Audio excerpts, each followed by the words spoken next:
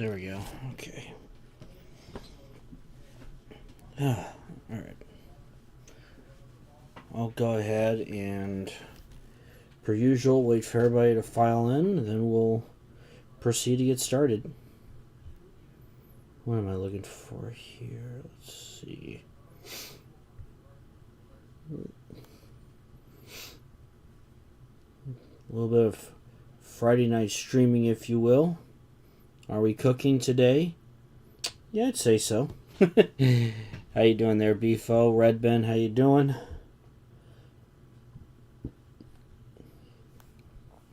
Doing my usual shameless promoting of, hey, I'm streaming.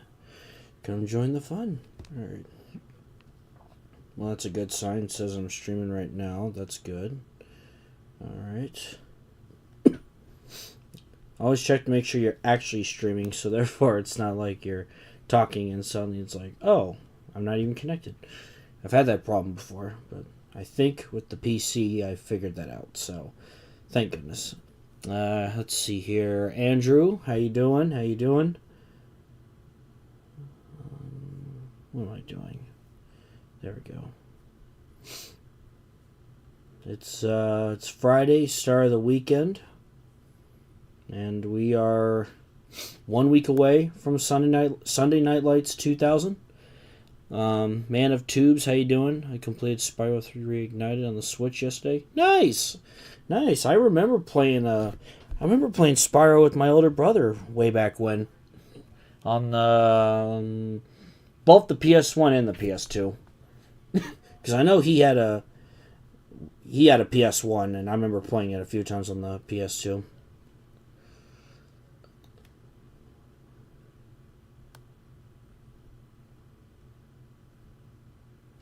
And we are live. Post it. There we go. Yeah, I'll start off with some updates. So, we're getting close.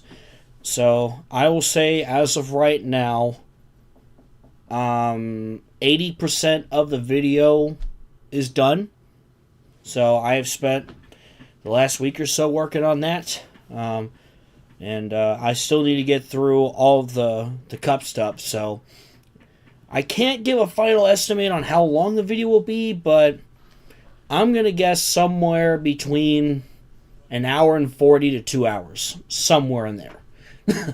Which, this video, I actually, from start to finish, took me 2 weeks. And I made a 2-hour long video here with part 2 of ReStart. I don't know how I accomplished that, but I did. But you do what you gotta do, right? So, that's a big thing, so. Until spoiler redacted. But yeah, we're a week away. And the video's coming along really good. I'm really going to hunker down this weekend and get wrap everything up, go back and make some edits and adjustments, and have it ready for you guys next Friday. So that's the plan. It'll be a long one, but it's going to be a good one, and I could promise you that. So I think it's fair that we start things off before we jump into the commentary of part 2 of ReStart. I did promise you guys that I have a teaser ready for y'all. I don't know if the sound's going to play the way I plugged it into Streamlabs, so I apologize if it doesn't. But I think it's done it before, but I'm honestly trying to remember. My brain's just scrambled right now. Every video's a long one now. Yeah. Unlike that, I forgot that one YouTuber who did like an entire analysis on like iCarly Victorious and like made a 10-hour long video. I don't know how you do that. Honestly. Goodness. Anyway, without further ado, if there's no sound, I will quickly come up with a backup, but I'm hoping that the sound will play for this. So, without further ado, here is the first teaser for Sunday Night Lights 2000.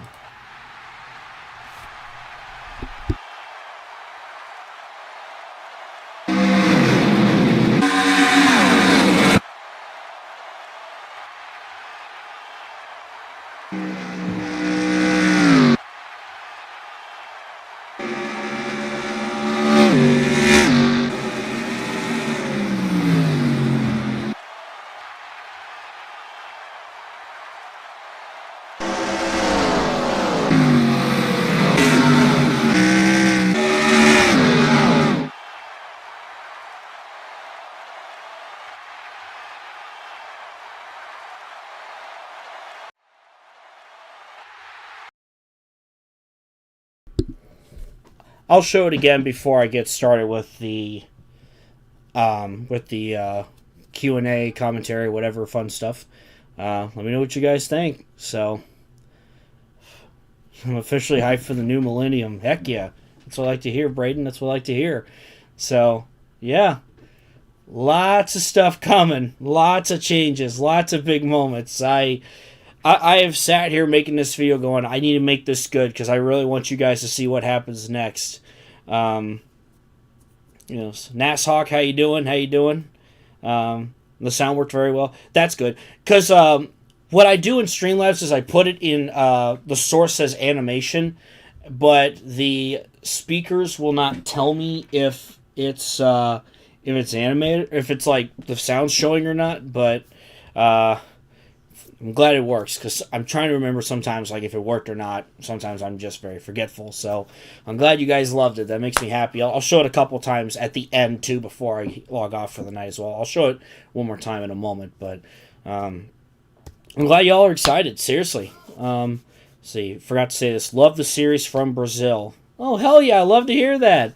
I always love hearing from international fans, honestly. That's awesome. Because Brazil's like a huge, that's a huge motorsports country. There's a lot of great racers that come from there. I know one of my friends my friend John, he, when we were at Daytona, he actually ran into a guy who races trucks in Brazil, and he's like a champion down there, so you never know you could run into, especially in NASCAR. So that's cool to hear. I hope the Clash goes down there within the next year or so. I think that a NASCAR race down there would be awesome. So I'll show the teaser one more time in case any new folks are hopping in. And if they miss it, I will show it again at the end of the stream, and I'll probably remind as well. So, okay, let's do this again.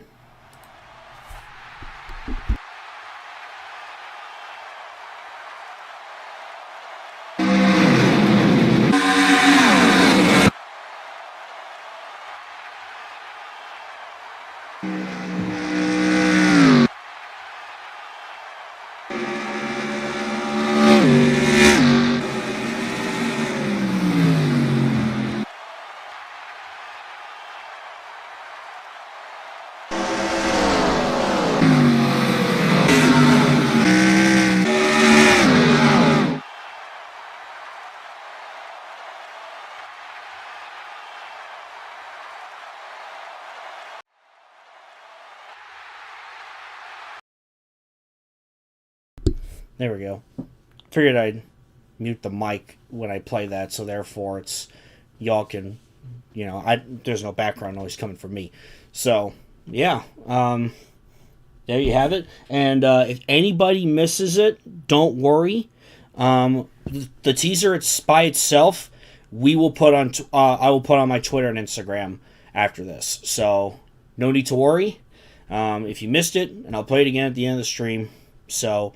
And then I'll work on a full trailer as well for it to build even more hype for it and share around. Seriously, it makes me excited that I've had so many people excited for Sunday Night Lights, and this is a marquee year, 2000. It's kind of the, obviously, like if you grew up in the 60s, 70s, 80s, 90s, that's like the one big year that everyone looks forward to. Like, what's the world going to be like in the year 2000? So.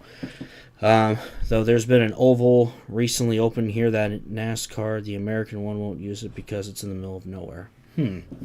Well, I'm sure I'm sure there's options for sure if they want to do a race down there. So, yeah, 2000, it's gonna be awesome, and I'm really looking forward to showing you guys that. So let's get on to the main event, and obviously we'll continue talking throughout the commentary as well. So, last time I streamed, we did part 1, which was 81 to 89. Part 2 will be picking up where we left off in 89. Obviously, that one big moment we all know and love, you know what I'm talking about, and it'll carry us to 1997. So, that's where ReStart was, because I had just finished 97, and then we did this, and then I did 98, 98, 99, and now 2000. So, okay. So, with that being said, As long as I do this correctly. And now, all right. So here we go. Let me make sure I get the volume. Doesn't. And in a way, hey, I started from the beginning. What are you doing? Okay.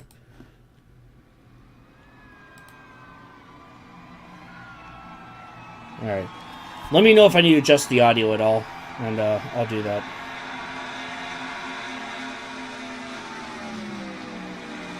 It's been a while since I've actually watched this in particular as well, so it's gonna be fun to look back on it. Oh, that's right, yeah. I loved how I edited this. I really loved how I edited this because I wanted to give a VCR effect of somebody actually taking a camcorder to the race and filming this historic moment. Because I would think the fans are sitting there going, "Oh my God, we're gonna see a female win a Winston Cup race. How cool is this?" So you zooming the camera out and about to see the big moment. From this moment on, everything will change. In part 1 of Sunday Night Lights Restart, we saw NASCAR begin its rise to fame in a new way. From upsets to rising stars to new races in new places, the 1980s laid the foundation of what's to come. Now as we prepare for the 1990s, you will witness moments unlike anything seen in real life. Moments that will take NASCAR. How's it going, Sam? Thank you so much. That means a lot. Seriously, thank you. That means a ton. That means it means a ton to hear people say that. I'm super thankful that people enjoy this series, and that's what motivates me and makes me excited to continue to do this more and more and more. Just like I said in part 1, NASCAR is a story, and this creative simulation honors the drivers, teams, tracks, and fans we know and love, as well as some we never got to see become iconic.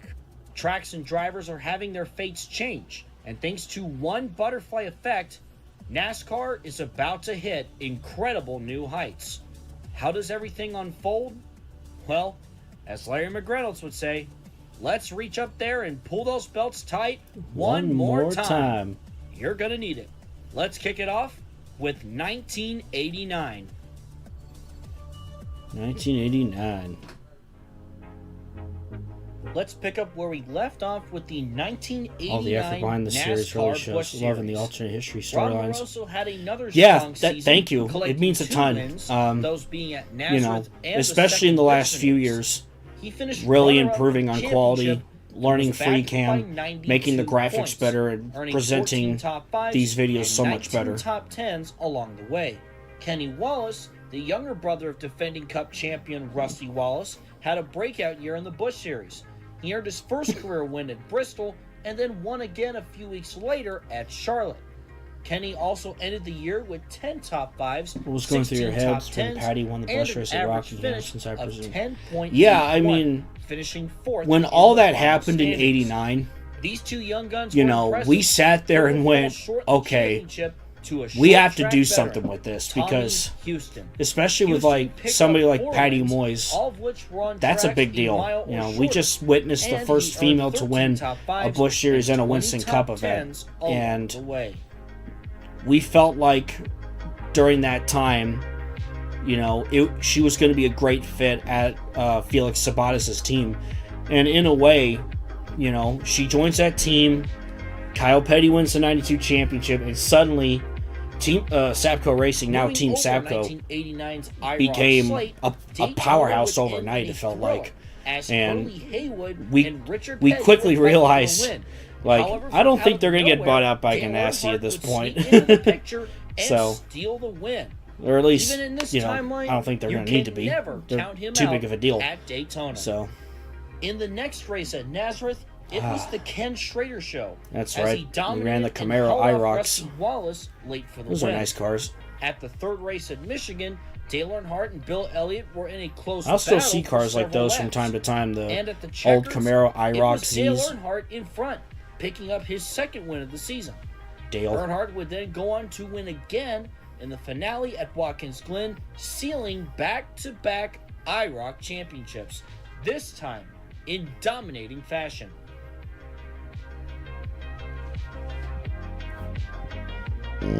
Excuse me.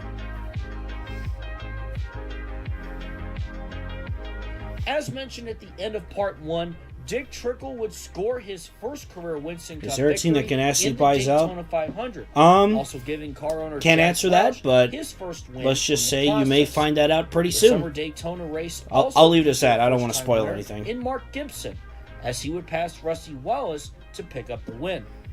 Mark, In the 8th race, I forgot how season many at weird winners I had back Darrell then. Waltrip would go to victory lane as he would snap a 2-year winless drought in the process.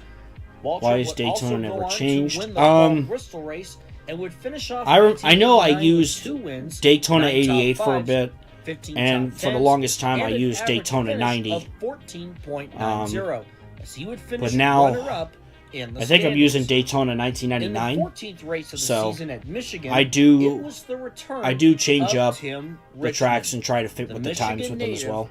Was back, but with a new look. Instead of the number 25, he was driving the number 51 Exxon Chevrolet for Hendrick Motorsports. As Richmond makes his complete return to racing, The Men in he Black, and Hendrick Tim Motorsports Richmond and Dale agreed to Earnhardt. help out with filming an upcoming movie coming out in 1990, Days of Thunder.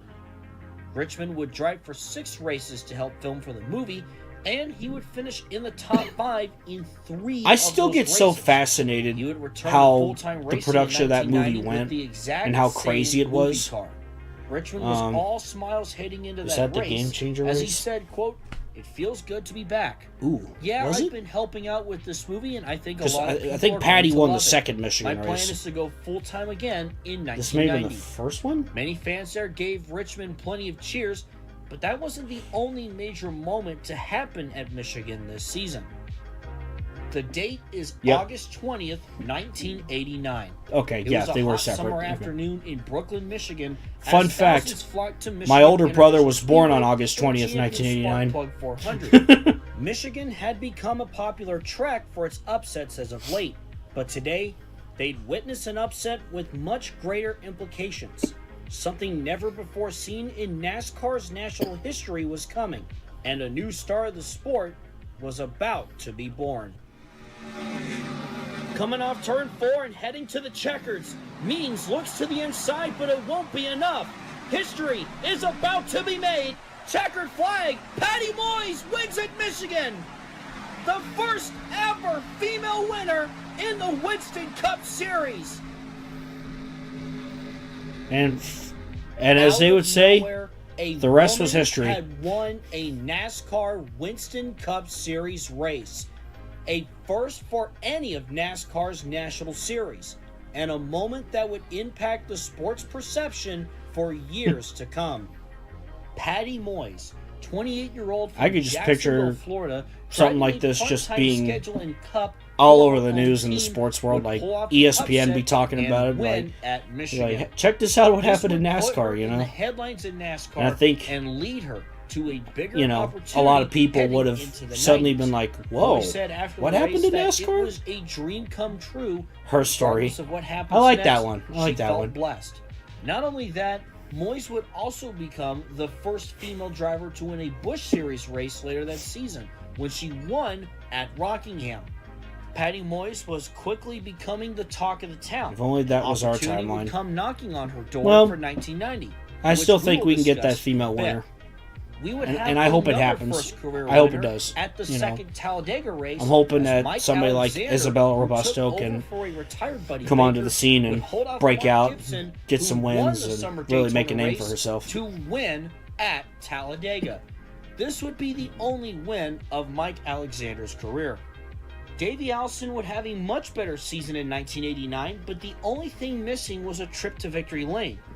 Allison would finish the season 5th in the standings, earning 7 top 5s, 15 top 10s, Davey and has would have an average had finish such an of up and down career. 14.97. Allison Like, was he's looking probably for had a one of the big weirdest breakthrough careers in this heading timeline. into 1990.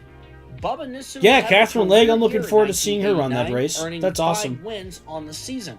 Those wins came at the Spring Atlanta race, the first Michigan race, where he had a photo finish with Neil Bonnet, Phoenix, and he would sweep both Pocono races, the same track he got his first career win at just 2 years prior. Not only that, he would also win the All-Star race, which was held at Bristol. Nissen would finish 6th in the standings. I agree. Just making sure and an that a driver is fully developed before they move up. Can Bubba Nissen become a Cup champion in the near future? Speaking of champions, Dale Earnhardt would ultimately show how tough of a racer he is by winning the Winston Cup Championship for 1989, winning it by 268 points over Darrell Waltrip. Earnhardt had 6 wins on the season, those coming at the spring races at Bristol and North Wilkesboro, as well as Riverside, Watkins Glen, the Southern 500, and the Fall Martinsville race. He would also go on to earn 12 top 5s and 17 Raise hell, top 10s praise Dale. with an average finish of 12.35. This marked the 3rd championship for the Intimidator. And with that, here are all the winners and the final standings from the 1989 Winston Cup Series season. As we take a look at our standings, obviously we talked about Bubba Nissen and Davey Allison, Mark Martin also having a strong year, Bill Elliott finishing 11th in the points. Were there any other teams that you consider having Patty go to besides Sapco? Standings with Terry Schudever 13th. And here's the rest of our standings. I'm trying to remember if we did or not. Bonnet can write the season because I know we kind of discussed that,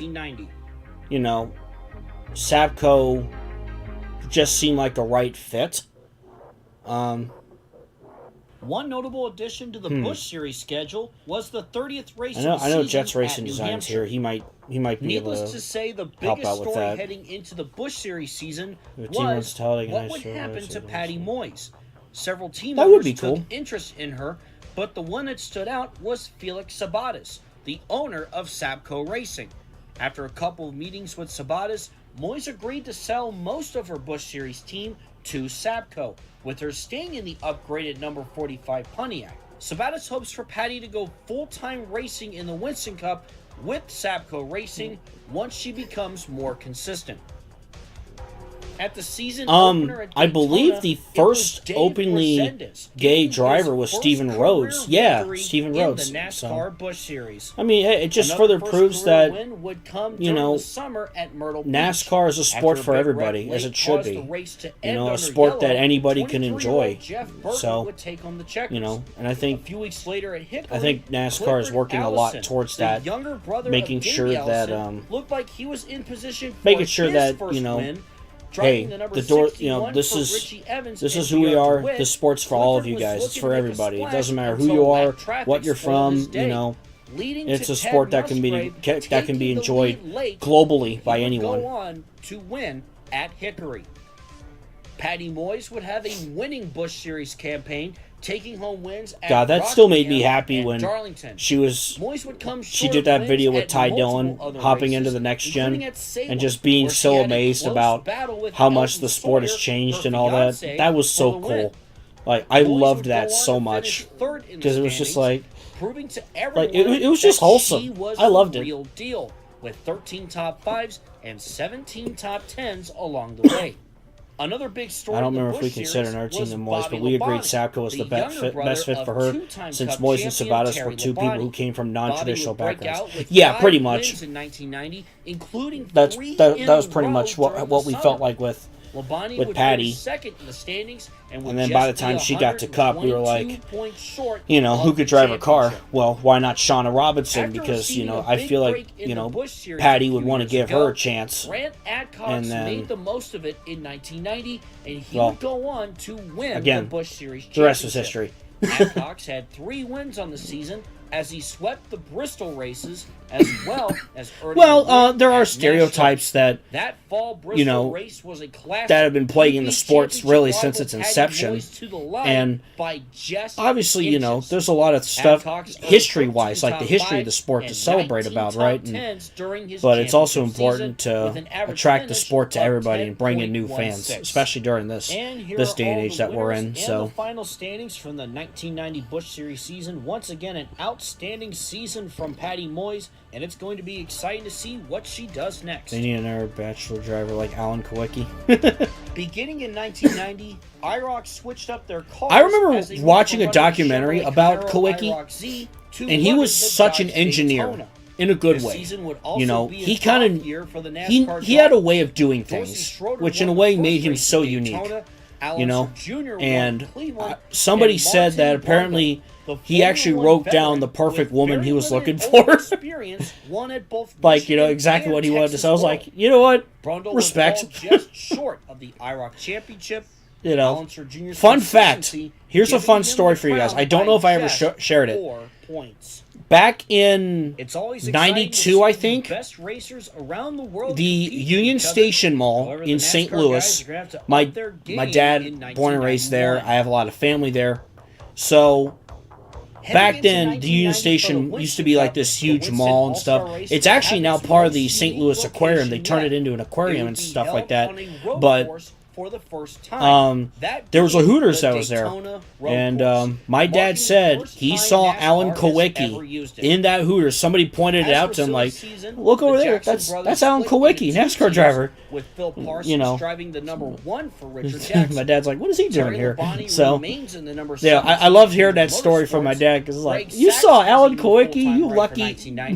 That's awesome. Over to a brand new team started up by Paul Newman with an alliance with NASCAR is still probably the biggest. NASCAR is still the biggest motorsport in America for sure. Morgan Shepherd is still in the number 75. Did you ever imagine how far you would have arrived? Is still for Junie Dunleavy. It was always such a fantasy to see how far I would have gone, right? And the fact that we're hitting our 20th season, lastly, to me, it just makes me look back on, you know, how much we've accomplished. And sometimes when people make mock seasons and stuff like this, they don't get this far. And I want to keep it going, you know? I want to see what the next 20 seasons look like. You know? What's this NASCAR going to look like by 2020, 2025, right? So, you know, that's the deal. That's the plan. We got plenty of ideas and all that for many seasons to come, really.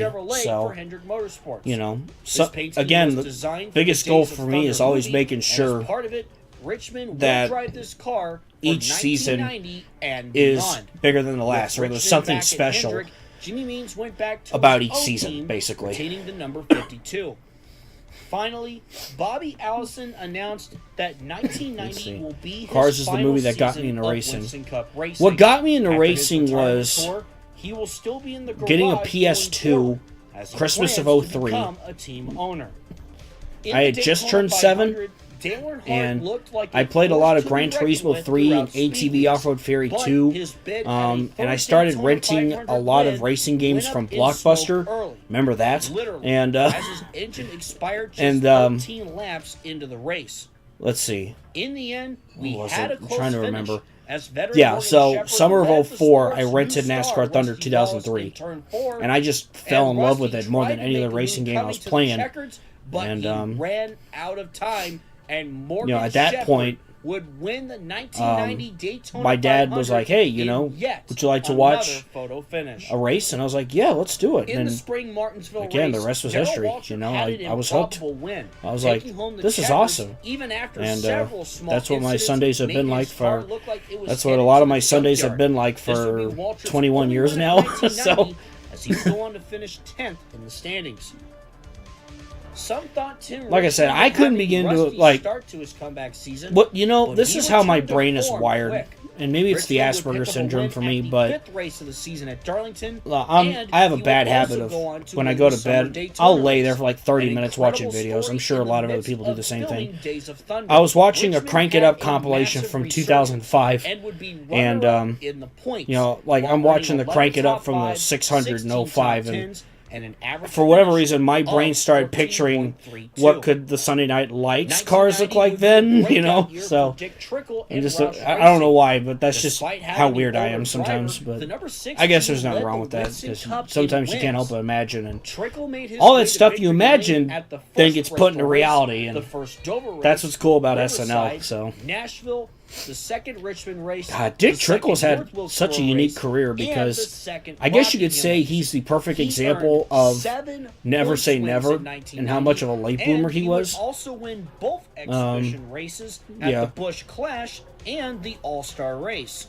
Despite these accomplishments, as well as leading the Winston Cup in average starting position, some inconsistency would lead him to a fourth catching up with the comments here since I was kind of yapping there for a moment. To have his own breakout season in 1990. However, that wasn't in the cards. I can understand why people feel that way about Talladega Nights, or like it catered to the stereotypes, but 4 top 5s and 7 top 10s. Still, the 1990 Winston Cup season, I always appreciate a racing movie, other drivers and get their first obviously win. It's a comedy movie. Butch Miller won the Spring Talladega I would love to race see a driving sequel for to Days of Travis Thunder Carter. in, of course, Terry real life, Schumacher right? finally got his first win at the first Michigan race. Both tracks would have think about back in the 80s and 90s. It was very normal for a rookie at age 33 or 35. Or, Harry Gant was a rookie at 40, and obviously Dick Trickle was already kind of up there in age when he started coming into the scenes here, but it's kind of cool how in this timeline he spent a few seasons would earn his first NASCAR having success, and obviously here Mark Martin winning a title for Bud Moore, with a 222-point lead over Tim Richmond. Martin he dominated in 90, didn't he? Championship campaign. With those I've done so many races, so it's fun to be reminded of some of the stuff. 600 at Charlotte, Let's just see the Bud Moore heading into 2000. You will find out in a week. He would also earn 13 top 5s and 18 top 10s with an average finish. I became a KFB fan the same day because I loved M&M's. And that's cool, right? You find a connection, because I remember when I first started playing Thunder 03 back then, I was like, oh, cool, there's a Target car. Oh, cool, a Frosted Flakes car, because that's what my 7-year-old mind is like, right? So that's cool. Going to look to turn it around next season. Yeah, I'm hoping at some point we get a NASCAR movie. Something fun, so Alex doesn't remember his own history. Jet, I swear. Regarding the 1991 I swear. NASCAR Busch Series, that being the return of North Wilkesboro. Nothing major changed with silly season either, as Mike Alexander will split time between the number 61 we see triple digits? Richie Evans and Beard and John I don't know, Linville's because car. Ted Musgrave is driving for I feel like Sam right in now, the number 00, just keeping things realistic, and I don't have any 19-year-old plans would to debut have triple-digit full-time cars in or the anything Busch like that. Series. That driver being Jeff Gordon.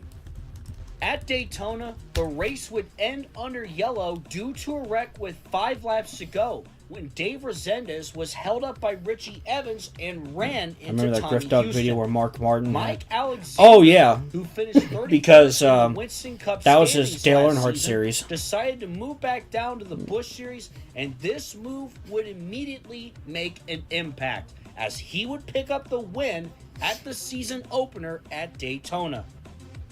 A major story that came out of 1991. Oh yeah, a lot of racing games did have them. Rise of what would be a future superstar in NASCAR, a kid named Jeff Gordon. Gordon was quietly consistent and was in the hunt for the championship. But it wasn't until his back-to-back wins late in the season at Hickory and Bristol that would truly give him a boost. In the end, the championship battle would come down to Jeff Gordon, Patty Moyes, and Bobby Labonte. Going into the final race of the season at Martinsville, Moyes was 55 points out and Labonte was 61 points out. Both in a great position to win the title if their cards played right. Jeff Gordon had quite the long day. Yeah, I remember. Gaining damage from an accident in front The season of him, finale for Busch was at remained on the track. Was at Martinsville for so long. Paid off, and the 20-year-old Wonder Boy himself, Jeff There's a spin. Gordon, would claim the 1991 short tracks in NR 2003 are Busch fun. Series championship. Yeah, that's a memorable way to win a championship when your entire front end is gone. Patty Moyes would miss out by 24 points, and Bobby Labonte had a rough day. Yeah, that's the ironic part, that Patty missed out on the championship by 24 points. Jeff Gordon's championship season in real life, that's Jeff's number. A new youth movement in the sport that could have a long-lasting effect on how drivers can be developed. And now we take a look at all the winners and the final standings from the 1991 NASCAR Busch Series season, as Jeff Gordon takes home the championship, and he's looking to repeat again in 1992. Who will step up to challenge Wonder Boy? In IROC, Bubba Nissen continued to establish himself as a winning driver in stock car racing. He has Cup wins under his belt at this point, and in 1991, he won the first race at Daytona and the third race at Michigan. Meanwhile, Bob Wallach won at Talladega, and Tim Richmond would win the final race at Watkins Glen. In the end, Bubba Nissen would go on to win the IROC championship over Tim Richmond by 12 points. Let's see, what triple digits would you think would be allowed? Or first use of... I don't know. There were no changes to the Winston just Cup depends. schedule. I'm not entirely sure. That's a good question. World hosting the All-Star race.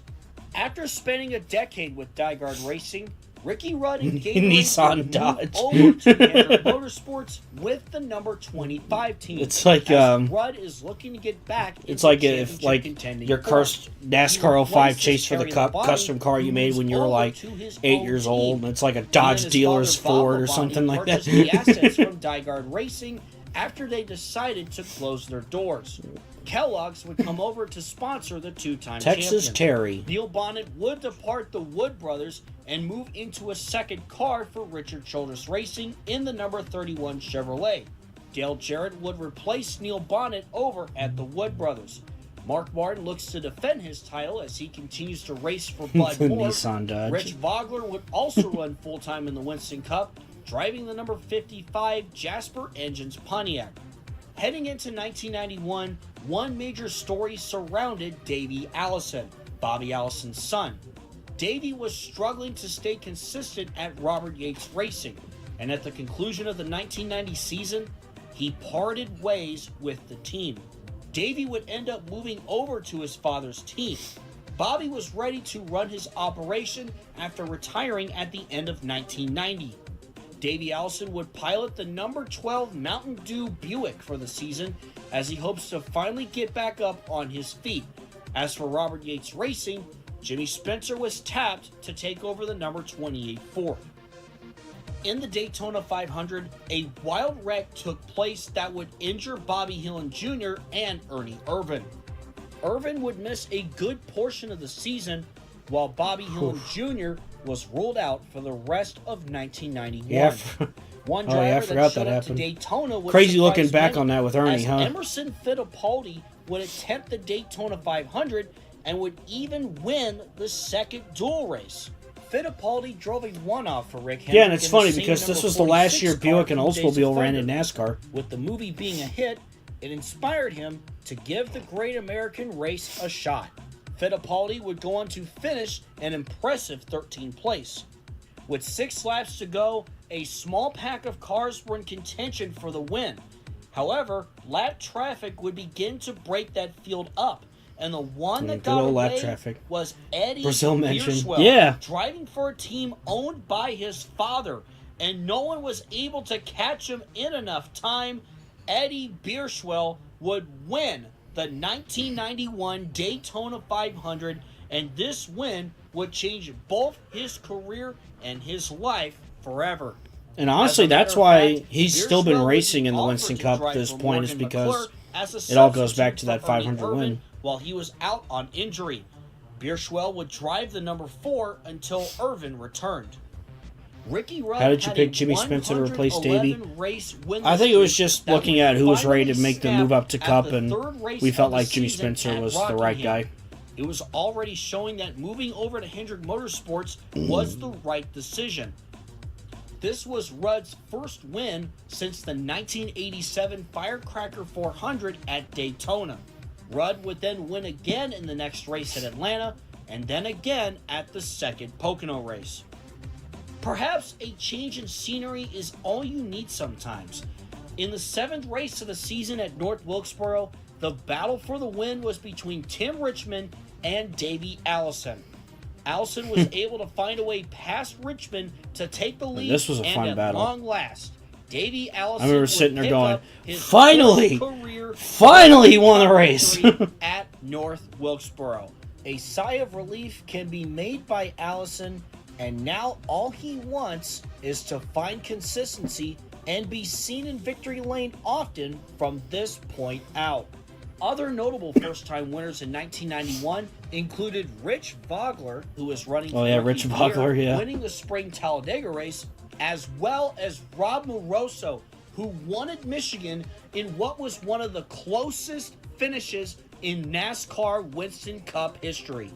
Moroso beat Elliott by 4 1/1000ths of a second. Jimmy Spencer would also win the first and that was before race they had actual victory. And they improved the Hut scoring Stricklin and all would earn that. his first career Cup win at the Fall Charlotte race. Joe Rutman would surprise many as he would go on to win the Southern 500 at Darlington. I've been catching up Lake with Speed would also earn his third Fork in the career Road win at the first Pocono race, as he would pass Hut Stricklin for the lead on a restart with 2 laps to go. Speed would snap a winless streak that dated back to 1989 at Nashville. During green flag pit stops at the second Talladega race, calamity ensued as Bubba Nissen got into Tim Richmond and Bill Elliott. Then Nissen went for a wild ride. Nissen was thankfully alright, but the red flag did come out to do repairs to the catch fence. However, with the events of what happened in the Daytona 500 and now this, more discussions were being held about improving driver God, in a way, that's almost like Petty's, Richard Petty's in Ricky real life. Rudd had dominated the points 1988 wreck, I think it was, at Daytona. As he found new life this season. Rudd was hoping to cap it all off by winning the championship. However, Rudd began to slip a bit at the worst time possible, and there was another driver who had been as consistent. Consistency certainly won the championship for a driver who had never reached heights like this before. That being Davey Allison. Yes, despite only winning at North Wilkesboro, his father's team had everything. That was so crazy looking back on that. Which would allow and I sat there and wondered, oh man, the NASCAR Davey and Bobby Allison racing, they're gonna.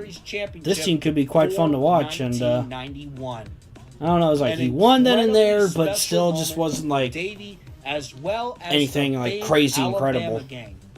Now many wonder at least Davey got a title though. A championship season like this.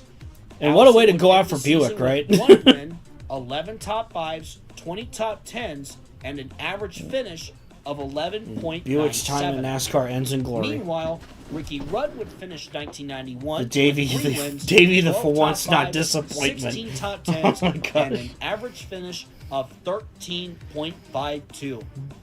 1991 was a wild season, as there was a record-breaking 22 different winners.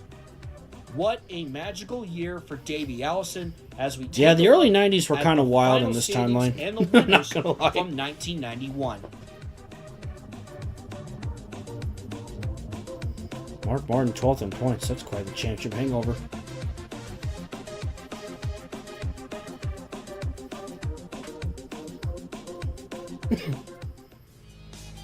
(1992) Heading into 1992, this was a time of challenge and change for NASCAR, as we start off with the Busch Series, which had no notable changes to its schedule. As for silly season, Patty Moyes' number 45 car now has a new driver, as she encouraged Felix Sabates to sign on another female driver in Shauna Robinson. Moyes will also mentor Robinson as she competes in the Busch Series full time. This means that Patty Moyes went to the Winston Cup, and we'll talk about that in a moment. Ted Musgrave is still racing in the Busch Series for Sam Ard, but that's true. Yeah, they went out the same way as Dodge. Winston Cup in 1993. For now. Mike Alexander drove the full season. Since looks like Dodge is coming back, Davey Allison and Clifford Allison, which is really exciting. I'm really excited about that. Driving for their father, and lastly, we can't forget about our defending champion, the one people are calling Wonder Boy. That being Jeff Gordon. Many top Wonder Winston Cup Boy. teams began talking to Gordon over the offseason, but he elected to do another year of Busch Series racing. It's most likely he will move up to the Winston Cup in 1993, and we will discuss who he ends up with in just a bit.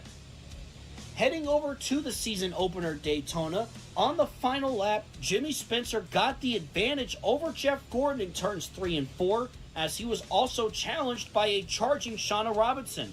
Robinson came up short as Mr. Excitement, Jimmy Spencer, picked up the win at Daytona. Mr. Excitement. The 15th race of the season at Indiana had an exciting battle between Clifford Allison and Ted Musgrave. The younger Allison worked hard to get around lap traffic, but with 6 laps to go, Ted Musgrave would make the move to take the lead. But then he got held up by lap traffic, and coming to the checkered flag, it was Mike Wallace, brother to Kenny and Rusty Wallace, from out of nowhere to take the win, driving for Dick Moroso. Another crazy moment occurred at the 26th race of the season at Darlington, as Morgan Shepherd had the lead with 3 laps to go, but he had to pit because he was short on fuel. This handed the lead to Chuck Bound, but with 2 to go, he tried to squeeze in between a couple of lap cars, and he ended up taking himself out of contention for the win. But it would be a special moment for 2 brothers, as Jeff Burton would go on to win with his brother Ward in second. It was a tight championship battle between future Cup drivers Joe Nemechek and Jeff Gordon. Nemechek won 2 races while earning 10 top 5s and 16 top 10s with an average finish of 12.38. Gordon would win 6 times in 1992 while earning 15 top 5s and 18 Drivers top short 10s on fuel. I thought with 1999 invented that. 12.31. However, hey, Jimmy Hawk, how you doing? Who won it by 102 points over Joe Nemechek would once again be Jeff Gordon. Doing pretty good. As Gordon has become the hottest Feeling pretty good about things in NASCAR and is most certainly going to take on the stars of the Winston Cup next season. Meanwhile, Bobby Labonte had another strong season as he would finish 3rd in the standings, earning 4 wins, 8 top 5s, and 14 top 10s.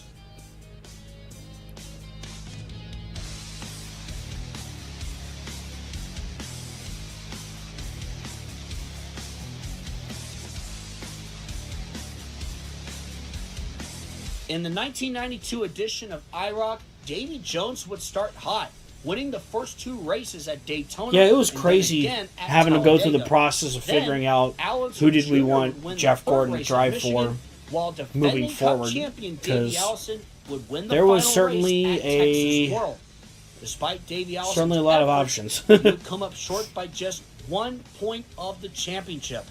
Davy Jones, driver from the IMSA Camel GT Series, would take home the IROC championship.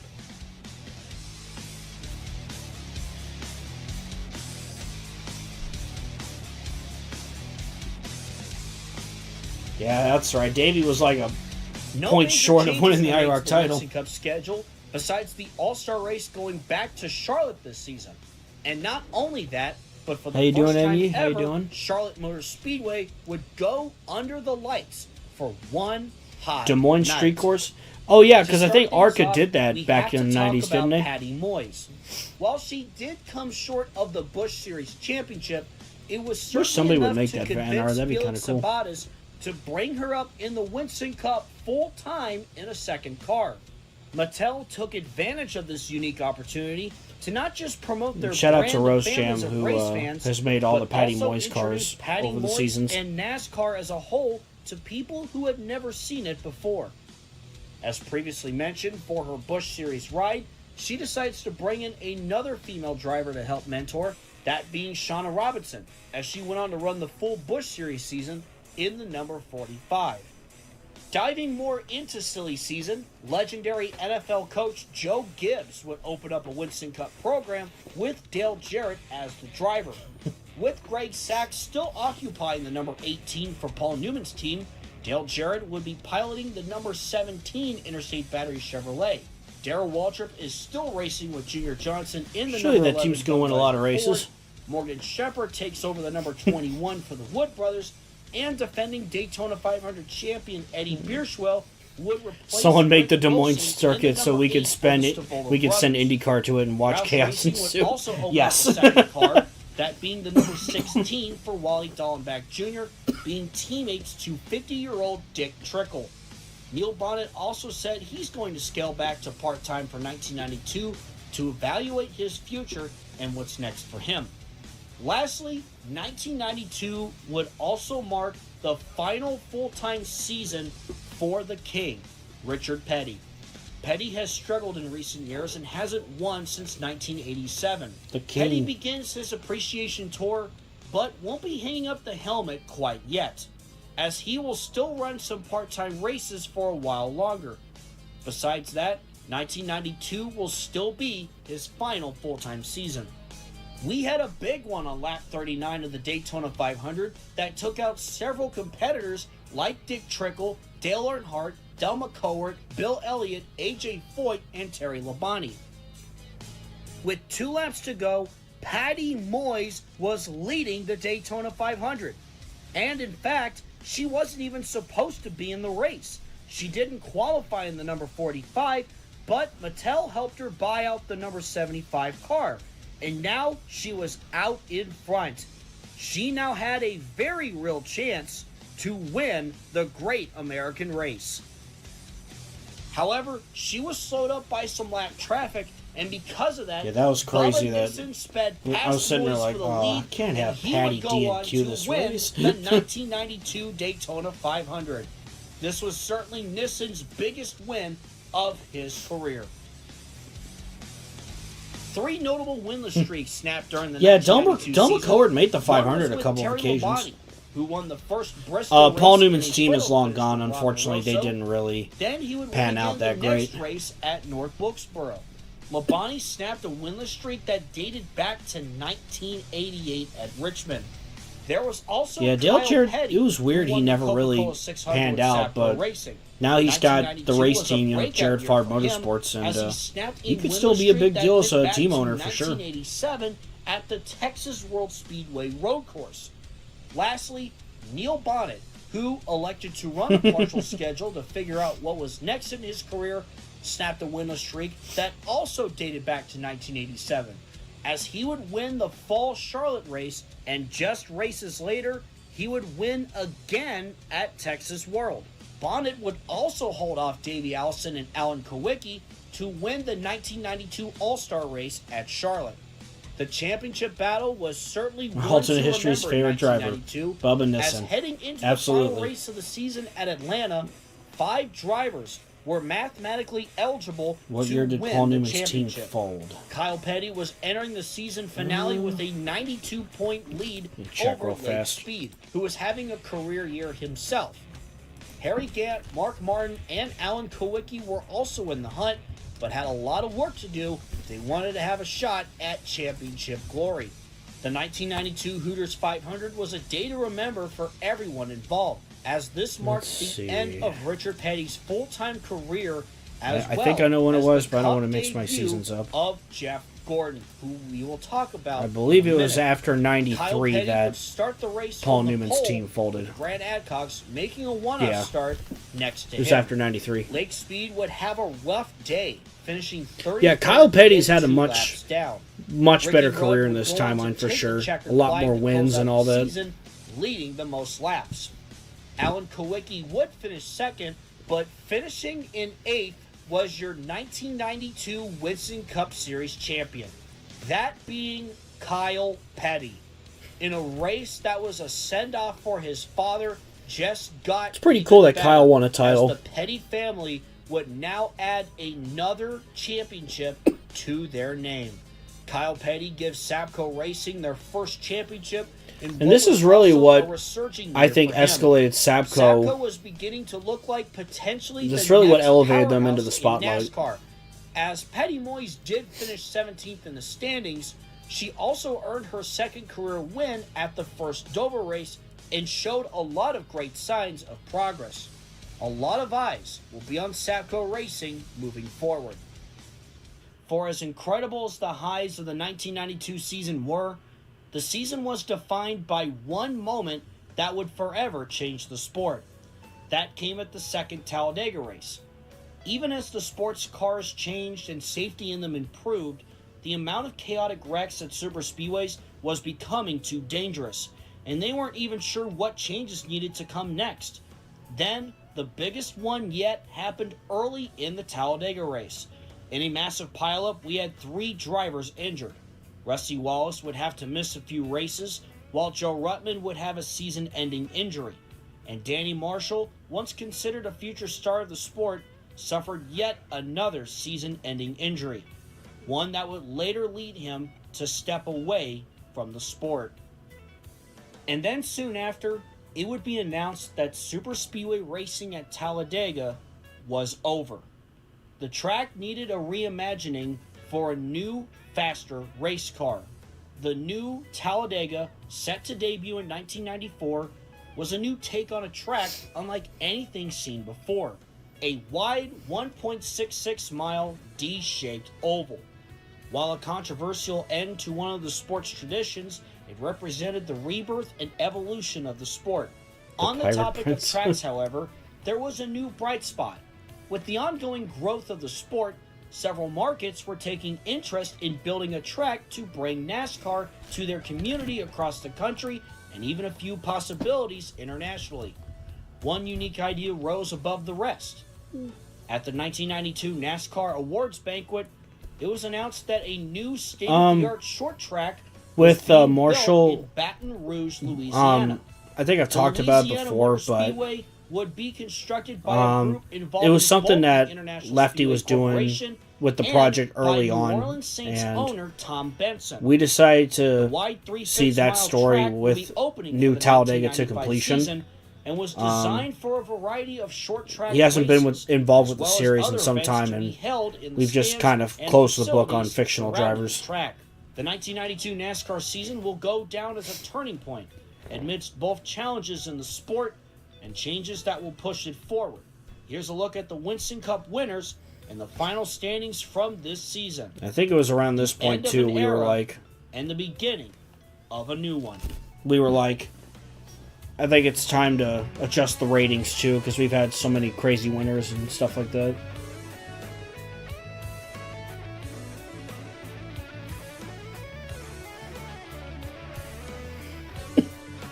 And then, of course, 93 to 95 was like, in terms of my video quality, was like a big turning point, making the videos look better and stuff like that. One addition to the Busch Series schedule for 1993 was Road America. In terms of silly season, Jimmy Spencer... Yeah, I know if you noticed, you mentioned that before he was a real person. Honestly, I don't think any of us realized that in the past. Spencer moves into Sam Art's number 00 Pontiac, while Rick Mast drives the number 61. And of course, it could be like a different one too. Evans. Clifford Allison would also run the full season, driving the number 84 Diet Pepsi Ford for Bobby Allison's team. There were plenty of first-time winners in the Busch Series this season, and it would all kick off at the season opener at Daytona. Tom Peck would collect the checkered flag. After that, David Green won at Nazareth. Ricky Craven that's won something at that Dover. I don't think Tracy we realized Leslie at the time. got a win at Ileana. Hermie Sadler won at Myrtle Beach. And Clifford Allison won 4 races, which put himself on the map. Jimmy Spencer, who moved back down to the Busch Series for this season, had a big win in the 9th race of the season at Charlotte. Spencer and upcoming driver Jeff Burton were battling in the closing laps as Burton took the lead after Spencer was held Jeff up did a really by cool lap job, car. really good job However, with that Diet Pepsi Spencer car. fought back and made the move with 2 laps to go to take the lead and win at Charlotte. Not only that, Jimmy Spencer would go on to pass Bobby Daughter on the final lap at IRP to get the win there, showcasing why he's known as Mr. Excitement. Spencer would go on to have 3 wins on the season with 3 top 5s and 7 top 10s. 1993 would feature a champion that may have been seen once as unprecedented, but not anymore. In just her 2nd full season in the Busch Series, Shauna Robinson would capture the championship, becoming the first ever female champion in NASCAR. Robinson's championship victory. Again, I keep saying it. I feel like Patty Moyes walked in this timeline so Shauna Robinson could run. Robinson championship season included 1 win, 8 top Oh my fives, God. 19 She kind of won this title the same way her cup title. It was 1 win. 12.55. She won the championship. It's crazy thinking about that, honestly. By 24 points. Felix Sabates said afterward, "I'm so proud of this entire team. With Kyle winning the cup title last year, Patty's been doing great, and now Shauna's a champion. We're building something really special here at Sapco Racing."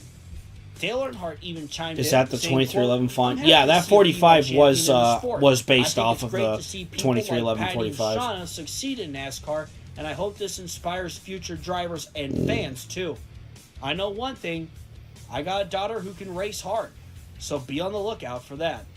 Then, Patty Moyes added to that discussion, saying, quote, "What we're seeing right now is incredibly special. This is even bigger than when I won at Michigan back in '89. To all the little girls out there watching, this can be you someday." Appreciate you guys tuning in, by the way. We've had a really good audience here tonight.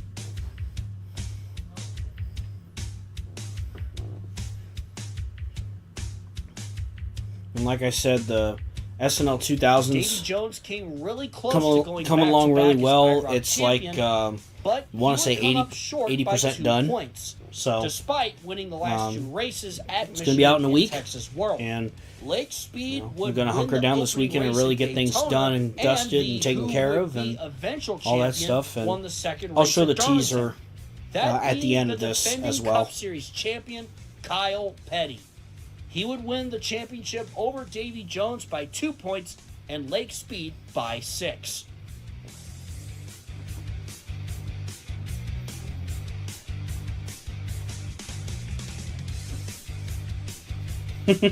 Heading into 1993, all eyes were on one of the rookies in the NASCAR Winston Cup Series, that being Jeff Gordon, who, after having multiple offers from multiple teams, he decided to remain loyal to Bill Davis after Ford pitched in to help fund for their Cup team and build their program for the future.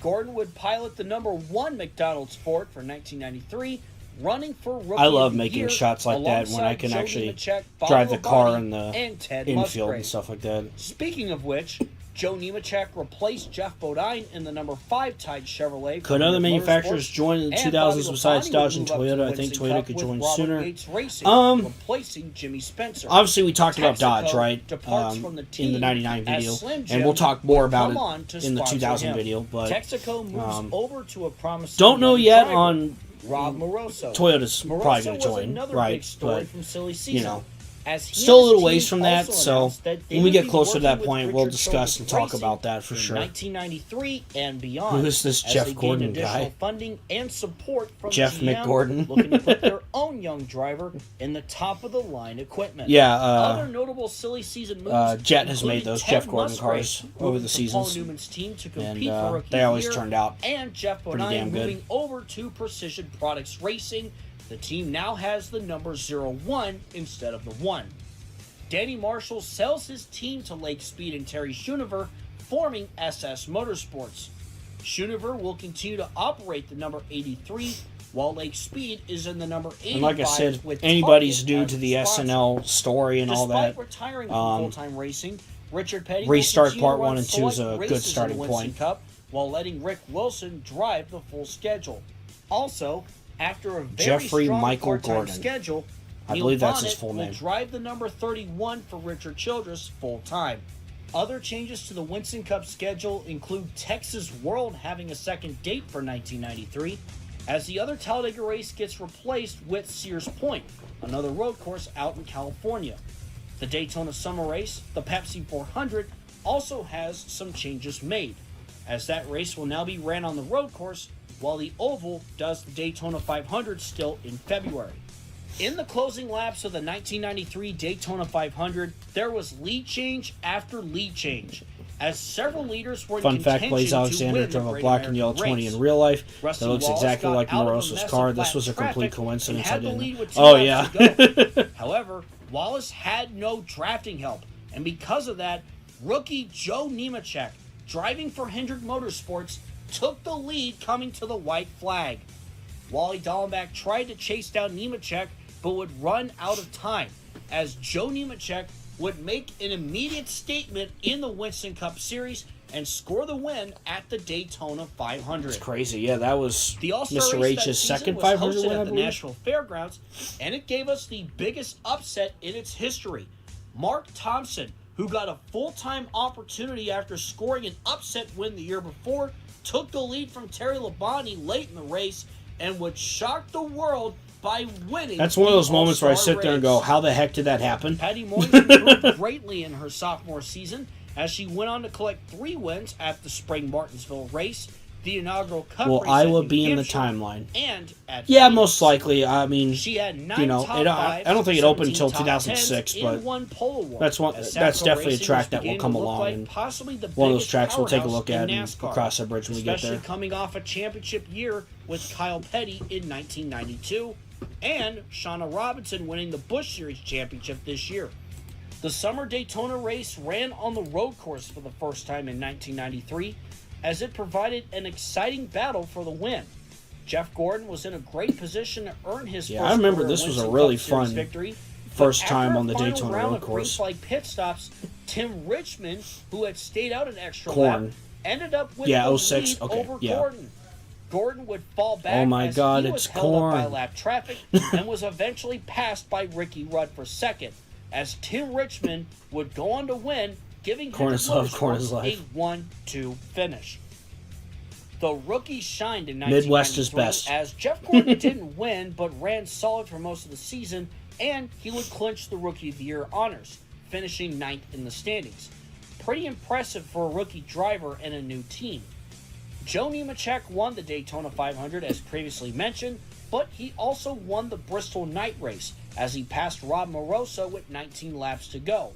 In a race that featured an exciting battle for the win among 4 different drivers, Nemechek would hold off Moroso for his second career win. Nemechek would also go on I to thought finish Joe 11th Nemechek was in the going to do standings, more as Bobby Labonte also picked up his with first Hendrick for career SNL. win at You the know, second he Michigan won that in race, there, but holding just off never fellow really rookie Ted Musgrave. Late got in the up to season there. at Texas World, a wild wreck occurred with 23 laps to go as second place Morgan Shepherd sent his number 21 into turn 3 hard, hitting Jeff Gordon and the lap car Sterling Marlin. Both cars went for wild rides, as Marlin got the worst Arca of it, breaks in barrel our 2003. rolling down God, I the love to see it. banking, and then was clipped by Bill Elliott. This wreck would sideline Marlin for the last 2 races of 1993, and Ricky Craven would take over Marlin's ride to finish the season. Jeff Gordon and Sterling Marlin's team were not happy with Morgan Shepherd after this race. The championship battle for 1993 came down to Bubba Nissen and Ricky Rudd. Yeah, I just Nissen have to look came back into on that. Atlanta, leading That by was just tough, of 7 course, points with the way over things Rudd. are Throughout done in the race, NR, it looked doing like the first Nissen was Brickyard about 400. to pull a terrific Cinderella story, becoming a champion as an owner driver. He was in a good position to secure the championship, but with 13 laps to go, everything changed. Bubba Nissen's engine had expired at the worst possible time, causing him to lose out on the championship. Because of that, it was Ricky Rudd of Hendrick Motorsports who would end up being the NASCAR Winston Cup Series champion for 1993. This would also mark the second championship for Hendrick Motorsports. Okay, I'm glad I said that part. While yeah. Rudd celebrated, Nissen would drop all the way down to 5th in the final standings. Ricky Rudd's had with defending champion he had a Kyle great career Petty in real life, finishing but I'd second, say he probably had an 60 even points better back one in from this championship, timeline. And Rob Moroso was third, just 65 points back. And with that, here are the winners in the final standings from 1993. That's right, Rudd, Petty, Moroso, Moyes.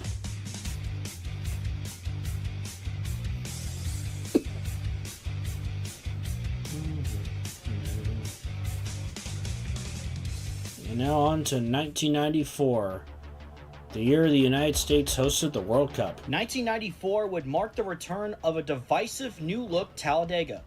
The unique 1.66-mile track provides a product that, while different from Talladega's original vision, still provides a one-of-a-kind racing style.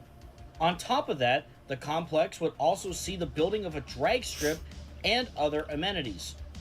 The track will debut with the 1994 Winston All-Star Race as a mark of its rebirth, and then host a points race in the fall. The Busch Series had more interest than ever before going into 1994, thanks to Shauna Robinson's incredible championship run. She returns to defend that crown while making some part-time Winston Cup starts. She wasn't the only female driver people had eyes on, as another female prospect made her debut. Yeah, I think New Talladega panned out pretty well. The daughter of Dale Earnhardt. She will run part-time at the I'll Busch say keep an eye on it too for coming up. Changing environment, because she could become a hotly hotly anticipated prospect. Couple little more Speaking of multi-generation visual updates drivers, to it. Another driver to keep an eye on is Casey Elliott, the nephew of Bill Elliott, who will go full-time for Elliott Melling this season. In the final 5 laps of the season opener Daytona, Morgan Shepherd clawed his way from 13th all the way to the front on the final lap. On the final lap, Shepherd was 3 wide with the lap car Bobby Hamilton and Chad Little looking to steal the win. No one gave up a single inch as they remained 3 wide down the backstretch and going into turn 3. There was a wreck behind him as they went through turns 3 and 4 for the final time, and coming to the line, Shepherd was able to barely hold on, and the 1990 Daytona 500 winner got a Busch Series win to start off his season.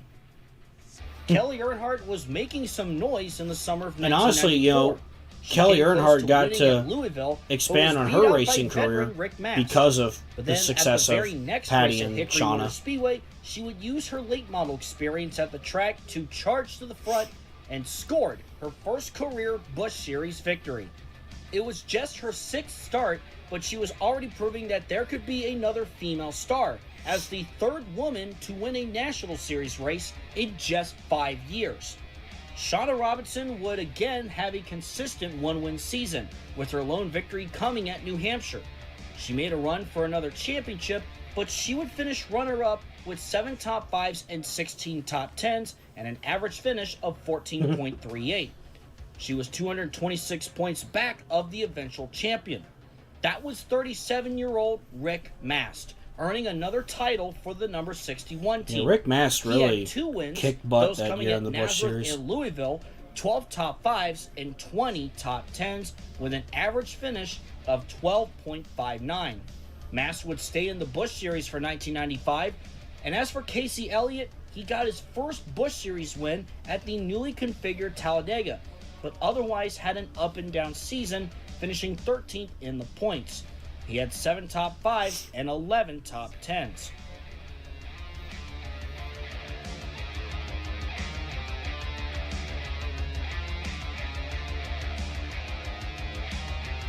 More like Dick Mast. Oh my God. The 1994 IROC season saw Tommy Kendall win at Daytona, Al Unser Jr. winning at Darlington, Scott Sharp getting the win at Talladega, and Rob Moroso taking the checkered flag at the finale at Michigan. In the end, it was kart superstar Scott Sharp taking home the IROC championship for 1994. Fun fact, I'm pretty sure I saw Scott Sharp win his final open wheel win. It was at the 05 Kentucky IndyCar race, because I went to that race. But, yeah. Moving on to the Winston Cup Series, as previously mentioned, Talladega rejoins the Cup Series schedule, hosting the All-Star race and a points race in the fall. There were no other changes outside of that. The most notable silly season move involved 1982 champion Darrell Waltrip, as he departs from Junior Johnson and Associates and replaces Dick Trickle in the number 6 machine for Jack Roush. Waltrip believes a fresh start will help revitalize his career, as well as helping to build an up-and-coming team that feels like they've lost their momentum. Corvette Racing, how you doing? Number 41 Larry Hedrick's team. Ernie Irvin would depart from Morgan McClure Motorsports and join Junior Johnson's team in the number 11. Bill Elliott gets a new look for 1994, as I previously It's not really something we're dealing with, and even if it's a bit of a creative liberty, we just aren't letting that get in the way. We kind of already did that with Shauna in the 90s as well. But, for Bobby yeah, Allison. I know that's probably Heading something into that a lot of us probably haven't thought 1994, about. Shauna But Robinson would begin racing a the couple in part-time GTA Winston 6 have a Cup better car relationship with than modern Sapco fans Racing, have with Denny ambition Hamlin and to Super go Speedway full-time in tracks. 1994. Many were expecting great things out of her, Or, since well, she had a lot of refined her tracks, craft probably. even better than Patty Moyes had in the Busch Series. No one, however, expected what Shauna would do at the Daytona 500. My jaw dropped when I did this race. And would never I just went, are you back. kidding me? Here they in come a good to way, the of white course. Flag. Shauna Robinson out in front, and she is on the verge of making major history. Here's Neil Bonnet. He moves to the inside of Loy Allen Jr. to take second away. Allen has ran great all race long, but it is still Shauna Robinson out in front. Coming off turn 2 and down the backstretch for the final time. Bonnet is looking for any kind of momentum, but I just don't know if he has enough to get to Robinson. Patty Moyes has led a movement that no one in the industry was expecting, and what her protege is about to do is only going to grow it even more. Here they come to the checkers. Shauna Robinson is going to win the Daytona 500. I can't believe it. The first female to ever win the Daytona 500. And I'm sure Felix Sabates is the happiest person. I still sat there and went, right oh my now. God. In an unthinkable moment for NASCAR, Shauna Robinson would become the first this is where she really became a to megastar. win the Daytona 500. And did so in not just her first attempt, but her first All right, Braden, ever take it Winston easy. Cup Thanks for tuning start. in. Daytona has had a series of upset. Yeah, I'll definitely winners try in and the past follow along decade with and the a half, ARCA but race, too. none would be bigger or leave a bigger impact Brayton on the has some sport good run. than Has a good this run one. tonight. Shauna Robinson was becoming an icon of the sport in an instant. The sport was on a path of change, be it in drivers, tracks, or perception. Shauna Robinson's national recognition was a landmark moment for everyone involved. The 9th race of the Winston Cup season, which took place at Sears Point, would also see a notable first career win. That winner was Jeff Gordon, as he would actually she would be the second because Nemechek was a rookie in '93.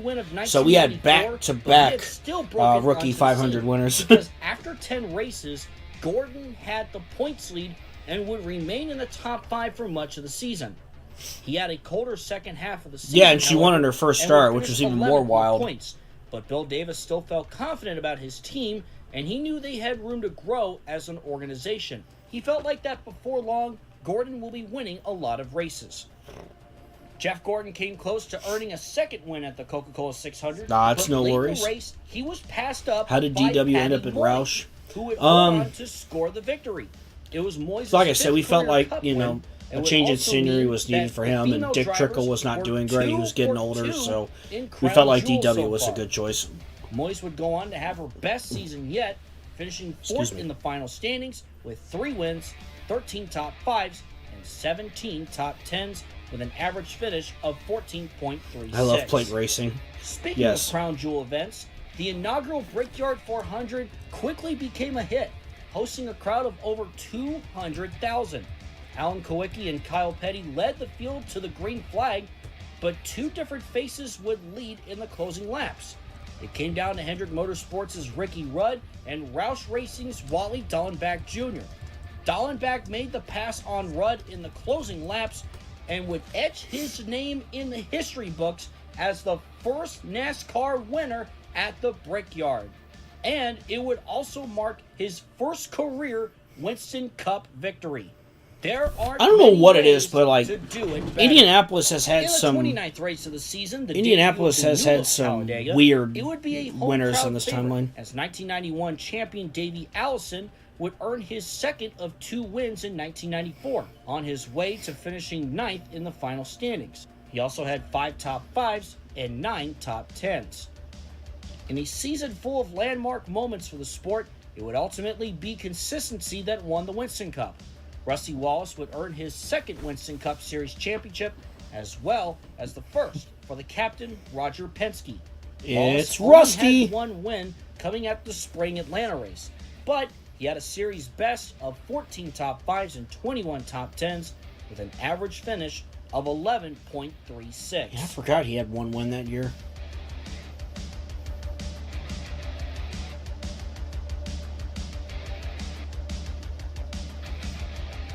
Yeah, I'd have to look back on what I had for the 94 Brickyard 400. It's been a while, but obviously there was definitely plenty of drivers and teams that entered. 1995. Heading into 1995, the biggest addition to the Busch Series schedule was the debut of Louisiana Motor Speedway in Baton Rouge. There was a lot of excitement for the inaugural race weekend as the crowd for both races were expected to be sold out. The 1995 Busch Series season was a wild one, as it kicked off with a first-time winner in Rodney Combs winning the season opener at Daytona. Tim Futua also got his first win at Darlington in the spring and would also win the inaugural Busch Series race at Louisiana in dramatic fashion. Robert Presley was leading the race on a late restart before his car had a major issue, and then Terry Labonte had a run-in with Casey Elliott behind them. Thanks to the timing of the caution, Elliott would hold his position while Tim Futua would win the race. The eventual start to the Busch Series would only gain more attention going forward, as we saw another first career win at Nazareth, another race that became part of history. The late model veteran, Tammy Jo Kirk, would get her first win with Roush Racing in the spring. Yet another female driver looks poised to climb the NASCAR It definitely would have, especially with all the other had one of different drivers still being alive and all that. Ever going into the season finale they had 86 at Homestead Miami Speedway. David Green held a 56-point lead over a winless. I can't get over how crazy this championship battle was for the Busch Series title in 1995. Jeff Green was backed by 87. David Green had an advantage, but four drivers all had a chance to claim it if things went their way. David Green was on his way towards that championship until they say 7 laps it's never over until it's over. He got into the 70 of Marty Burke, sending both cars into the wall. David Green was able to stay on the track, but he wouldn't be able to gain back enough positions. He ended up falling short by 1 point. Had he just gained one spot, the outcome would have been much different. Instead, it was Casey Elliott winning the Busch Series championship with 0 wins. Elliott proved that consistency was able to be enough towards winning. Yeah, didn't he win the title with no wins? Pulled off the title with just 8 top 5s and 12 top 10s. On top of that, Bobby Hamilton finished third in the standings by just 3 points. Yeah, that was crazy. Rick Mast was behind by 10, and Jeff Green was it's behind not every day we by replicate 18. something like that. The late caution created an instant classic, and Casey Elliott, a champion at just 21 years old, all right, take it easy, looks Braden. like he could join Jeff Gordon as a young star of the new NASCAR.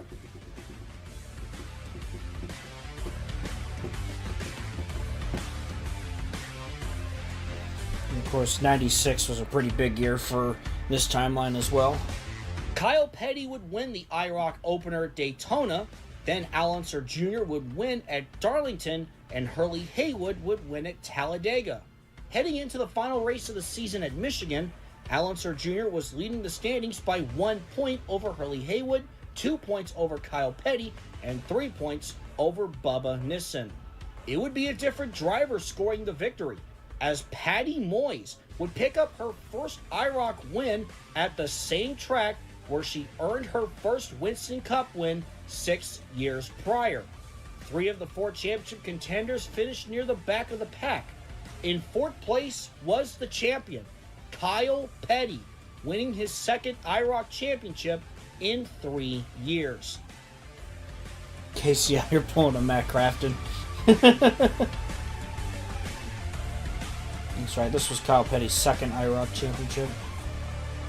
Yeah, I mean, it's crazy that the top 5, was separated by just 18 points. 1995 saw Shauna Robinson move to full-time competition in the SAPCO number 40 and picks up a new sponsor in Little Caesars as they and Kmart split the paint scheme. After her historic Daytona 500 last year and another competitive Busch Series season, expectations are high. Another notable name was Clifford Allison, the younger brother of Davey Allison, who also moved up to full-time in the Winston Cup in a second car for Bobby Allison Clifford Racing. Allison.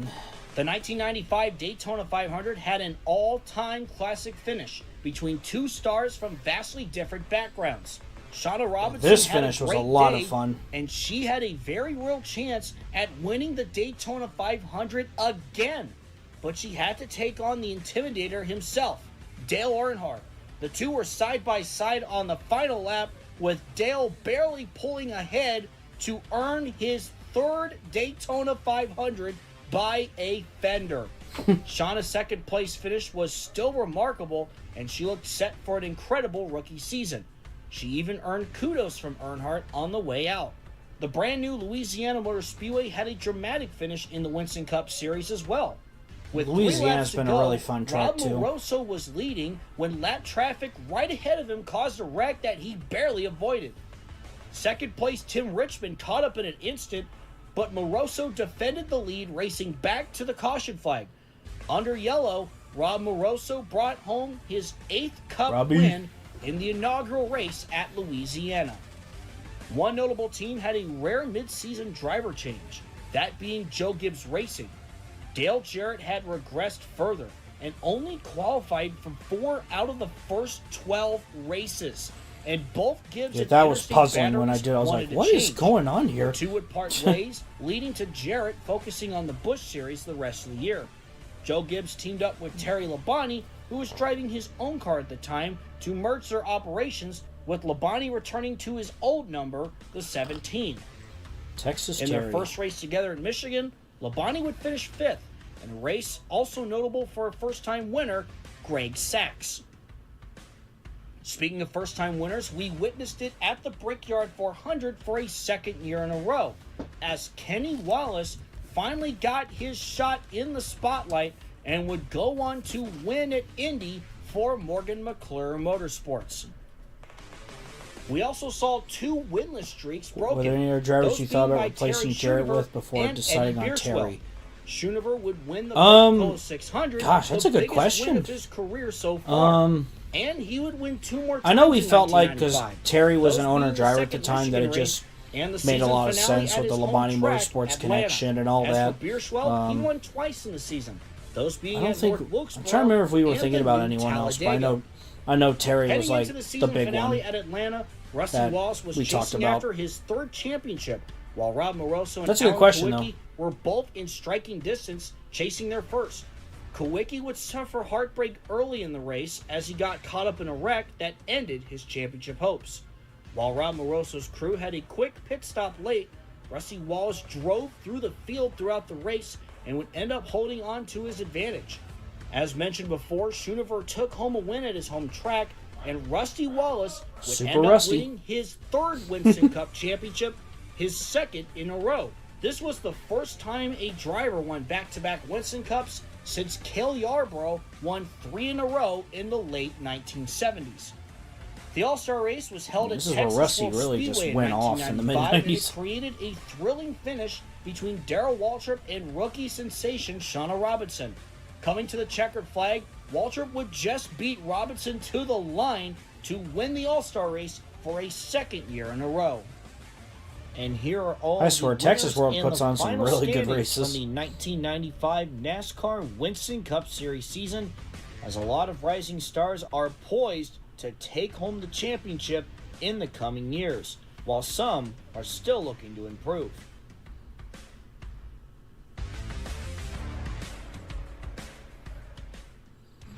$1996. The year I was born. 1996 was NASCAR's biggest year ever. I was born December of 96, Of but course, still. it was highlighted by the debut of 3 brand new National Series. First, we have the Kodak IMSA Stock GT Series. The first shout out of to the Jet 3 for new those National renders, by the way. Series.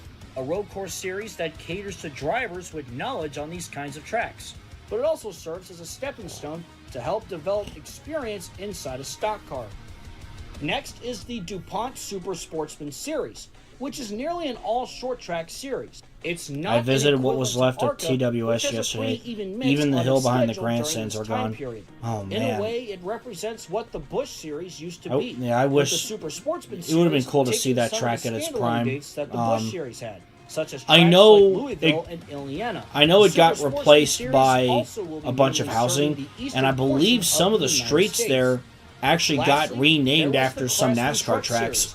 Where America's toughest so at least they did something like that to pay homage to it. This series will cover mainly the western United States, but also run on some tracks in the east. And to cap it all off, the Winston All-Star Race would be one of NASCAR's biggest events ever, as it goes international at the Atlanta 1996 Olympic Games. The All-Star Race would have a date in July for this year and feature a one-time format featuring both the typical open race this and is definitely the one of Open, a race exclusively Talladega for Drive, invited Darlington. stars Yeah. from around the world. So to I'm race glad they each at least other did with that to kind classic of American pay muscle. homage to it. The best will earn the opportunity to compete with the It just Winston looked like a Cup's fun best. track, you know. The stock GT schedule features 8 races, which starts at Daytona. It's why ends at whenever I 6 get the Point. chance, I In the I live 40 inaugural minutes season from of the Kentucky Stock GT Speedway, so series, I visited a sports lot. car star Tommy you know. Kendall transitioned to a stock car You know. star as he won the first. I gotta hold on to races hope, the of course, season but at you know Daytona that's and why Sebring. I Then he visited would and win just the taking final all the 2 memories races that I of had the there and season stuff like at that. Heartland Park and Sears Point to pick was I up gonna the say? first Oh, ever championship. the for International IMSA All-Star Stock GT series. remains Another one of notable highlight was my at the proudest 5th moments. race of the season at Montreal. Bill Lester was caught up Let's in see, an the International early All-Star is probably the most stackup planning we that ever damaged put his into an entire idea front so end. far. But after fuel Yeah, strategy absolutely. This changed was late something in we the had race, planned for he quite would some stay time, out and take the lead because I remember and seeing would something win that in a very torn-up car. when Dallas was bidding for the 2012 Olympics, there was an idea about doing an International All-Star at Texas Motor Speedway. So it was kind of like, hey, what if we did something like that for 96 Atlanta, right? Making a name for So themselves. and that's what we did, David and Bonnet, the son of Winston Cup driver we're all Bill really Bonnet, proud of that. won the first That's race probably at some of our Walt proudest Disney work World right there. Speedway Is for just Bobby Allison. putting all that together There are and also 2 creating more something Earnhardts truly in the special. field And the driving way for that it TEI. went was Dale Earnhardt really Jr. special and Kerry when Earnhardt. you look back Dale on it. Jr. You had a know, strong season, winning 4 races, including home you know, races at it Charlotte just and Hickory, puts a smile on my with face. 14 top 5s and 18 top 10s. Kerry also had a solid season despite not earning any wins. He earned 8 top 5s and 13 top 10s, finishing 6th in the standings.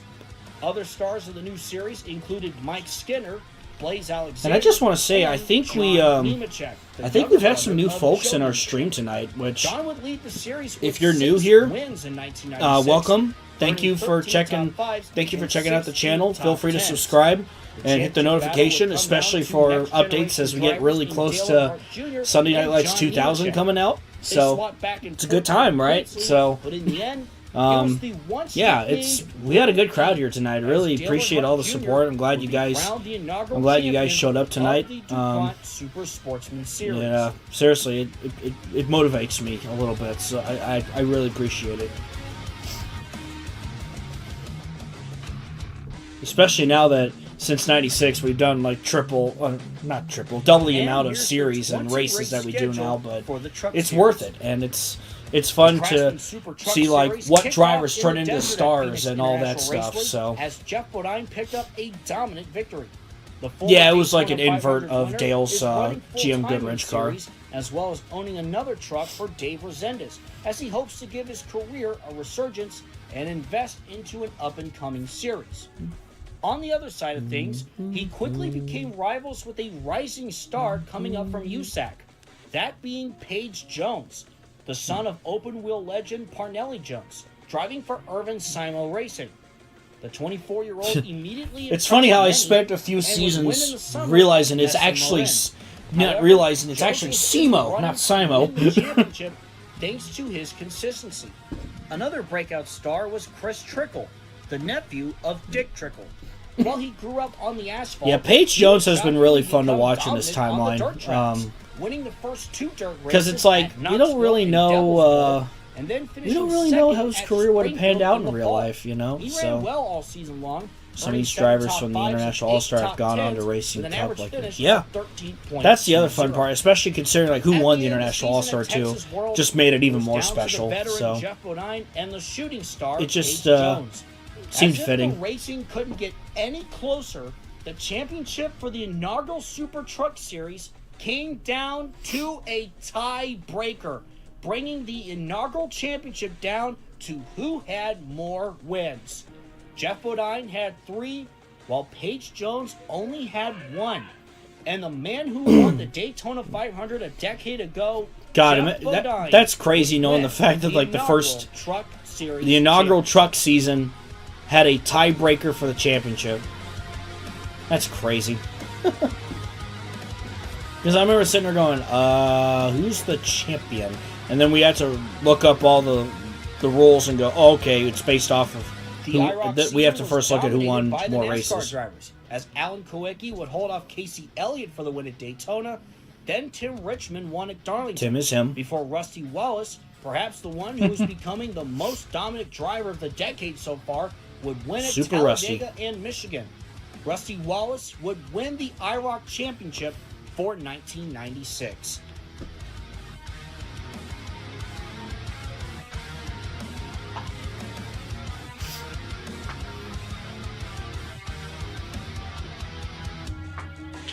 Moving on to the NASCAR Busch Series, the schedule did see some major shakeups with some tracks. I like this background sound. This background song I used for tracks such as 96 and Ileana. Riverside would rejoin the schedule to make that a total of 4 road course races, alongside Daytona, Watkins Glen, and Road America. Some notable changes in silly season for 1996 included Tim Futua joining Labonte Motorsports, a team that now has some additional support from Joe Gibbs, with KFC becoming the sponsor. Randy LaJoie also joins Tim Futua over at Labonte Motorsports, driving the number 44. Kelly Earnhardt would go full-time racing in the Busch Series for DEI as she was finishing up college, piloting the number 14 Pennzoil Chevrolet alongside her teammate Jeff Green in the number 3. Dale Jarrett, after his abysmal end to his stint with Joe Gibbs Racing, becomes a full-time owner-driver in the Busch Series, as he seeks to either get back on the radar of Winston Cup teams or potentially move the operation up himself. Open-wheel star Tony Stewart began running some NASCAR races in 1996, driving the number 15 for Renier Walsh on a part-time basis. Bobby Hamilton is back with Sapco Racing in the Busch Series. Brett Bodine Plus, especially just looking over the seasons and watching how much the sport can truly evolve is a lot of fun. Continues to drive the number 60 Ford for Jack Roush. 96 the Busch, season began with what might be the biggest upset in Busch Series history. Alabama late one of those moments where I sit there and go, how did that happen? On the final lap to score the win at Daytona in his first and then ever Busch proceeded to start. do nothing after Harmon that. And car owner Bart Walker earned enough money to take the team full time, and while he never came close to another victory, he did keep it clean and gave himself something to build off of. Johnny Benson had a breakout in 1996 as he took home his first career win at Charlotte in the spring, then won again the next week at Dover, and on top of that would be runner-up at the next 2 races in a row. He would finish 11th in the standings with 2 wins, 7 top 5s, and 11 top 10s. While he wasn't among the best of the series quite yet, his incredible run in the early summer showed he could be the one to watch.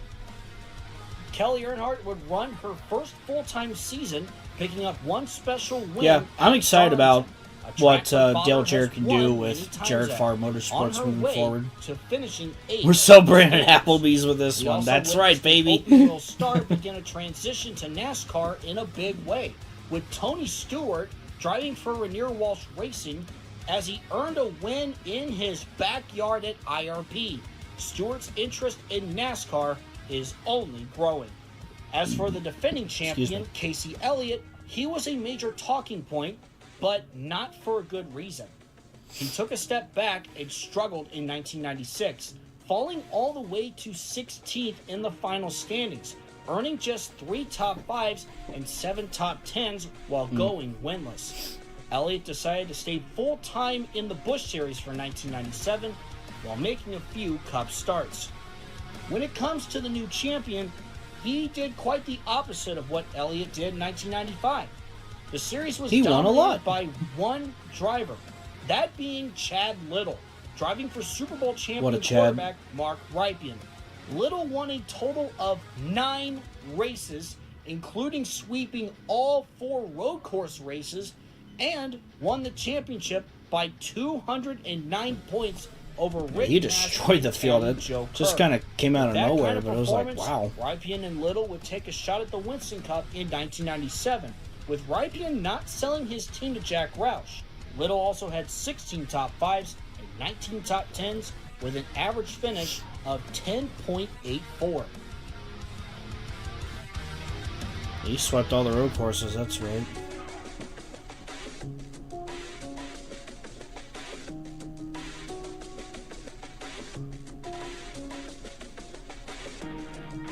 Chad's talent isn't so little in this timeline. As previously mentioned, NASCAR would be hosting the first ever international All-Star at Atlanta Motor Speedway, leading up to the Summer Olympic Games that will be taking place. There were no other changes made to the 33-race schedule. As for silly season, Rodney Orr got a full-time opportunity, replacing Jeff Bodine in the number 01 Ford for Precision Products Racing. Robert Presley moves up to the Winston Cup in the number 81 Ford for Philmar Racing, and David Green also moves up to the Winston Cup, taking over the number 98 at Cale Yarborough Racing. Lastly, Neil Bonnet announced that 1996 would mark his final year in the NASCAR Winston Cup Series. He will retire at the age of 50 and work in the broadcast booth for the foreseeable future. Bonnet has had a great career and looks to close out his Cup Series career on a high note. Kicking off with the Daytona 500, it would be the 1993 champion Ricky Rudd finally earning a win at the Great American Race. 9 years after losing out by inches. Rookie Robert Presley had a shocking weekend, taking the pole and being in contention for the win, but couldn't make his move on the final lap. I forgot Presley was like right there. I thought, oh, we're going to get another upset. A huge wreck occurred the next week at Rockingham, where Joni Machek's car broke down on I remember this one. Triggering a massive pileup. The big one at Rockingham. Speed to get airtime. All drivers were cleared from this bizarre also, incident. Also, NR 2003 moment. Patty Moyes would go on to win. Jesus. In the first Michigan race, we had another big wreck as Shauna Robinson got into Jeff Gordon, sending Gordon into the wall. He spun along the track before Terry Labonte ran into Shauna Gordon, didn't mean it. And this collected Mark Martin and Ricky Rudd. All drivers I wish were the AI okay knew how to use after brakes. Under caution, it's a 22-year-old game. What can you do? Getting his second career win in dramatic fashion. Ernie. His first since 1992. He hopes that this is a sign for better things to come. The 1996 Brickyard 400 was an instant classic. 4 drivers were in a lead pack late in the race, led by Shauna Robinson, looking for her We have better NR racing standards nowadays. Yes, we do. Yes, we do. Davey Allison, looking to break his long losing streak, as well as the star of the future, Jeff Gordon, and former champion Mark Martin. Robinson had her hands full in the closing laps, and on the final lap, Mark Martin went to the inside of Davey Allison for second place. This benefited Robinson the most, as she was able to pull away and once again make history.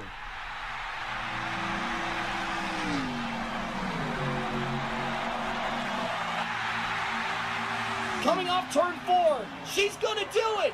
Shauna Robinson wins at the Brickyard!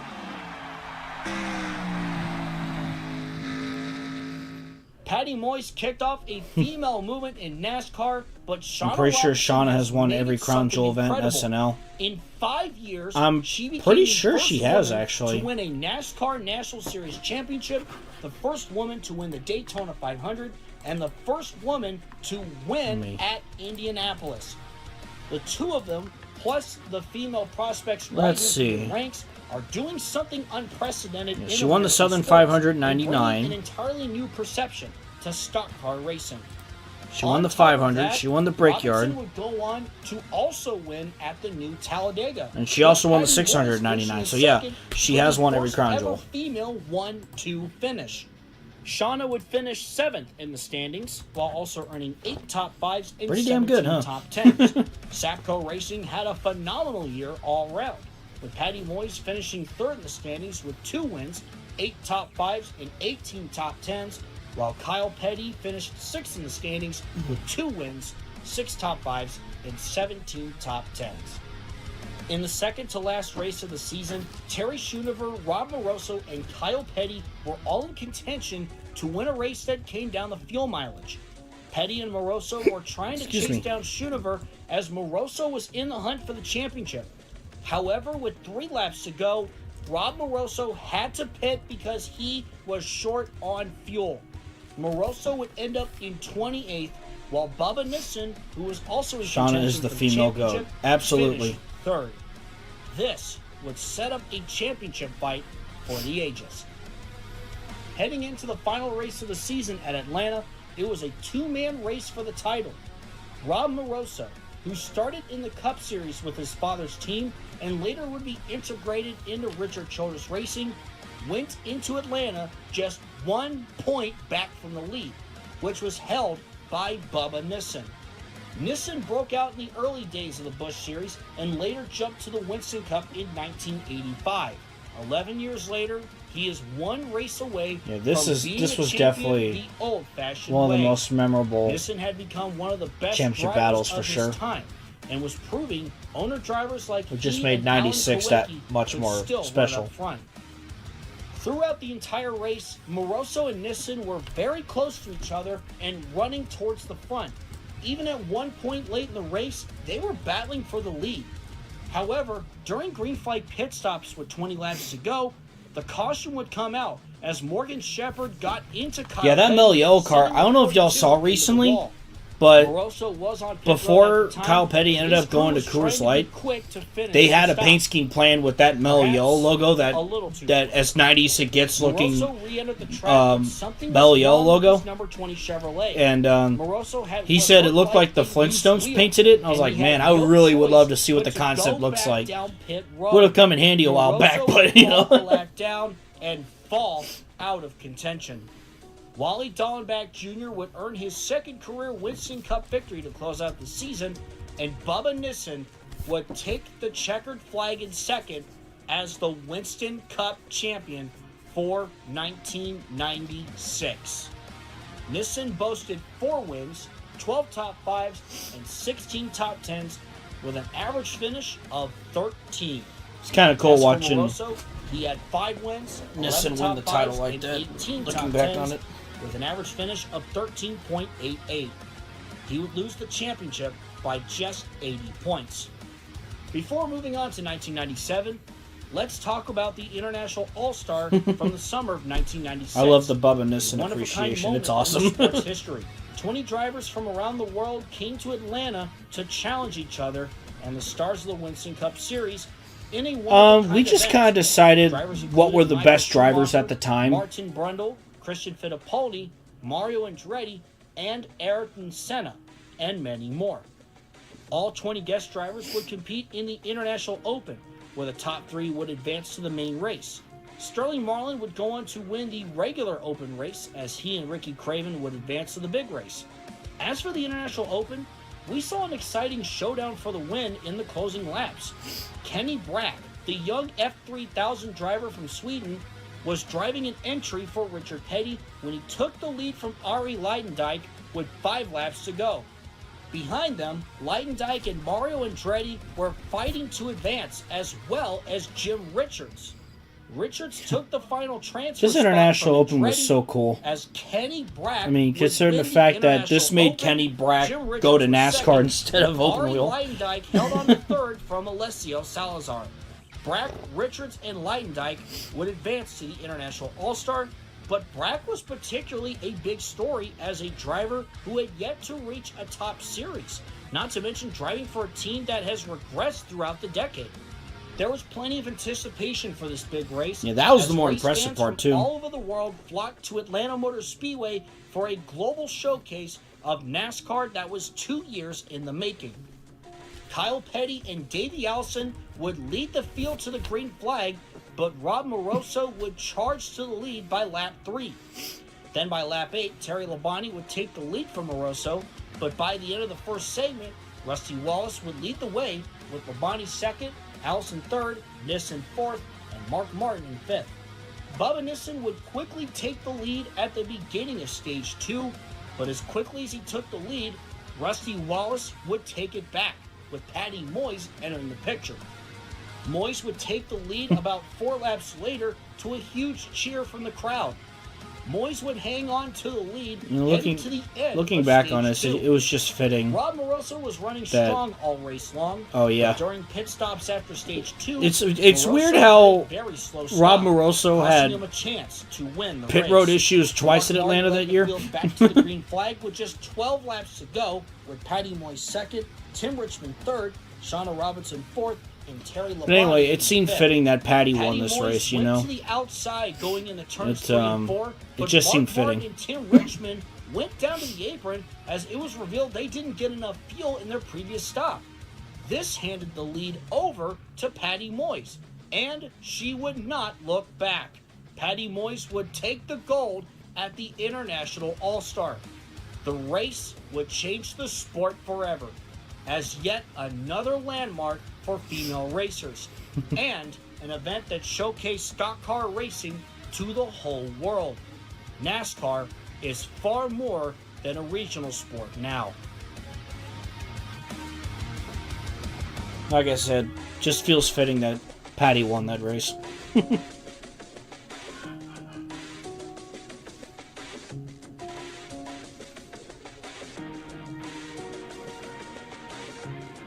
I just realized I made a typo there and for fourth in the standings. Oops.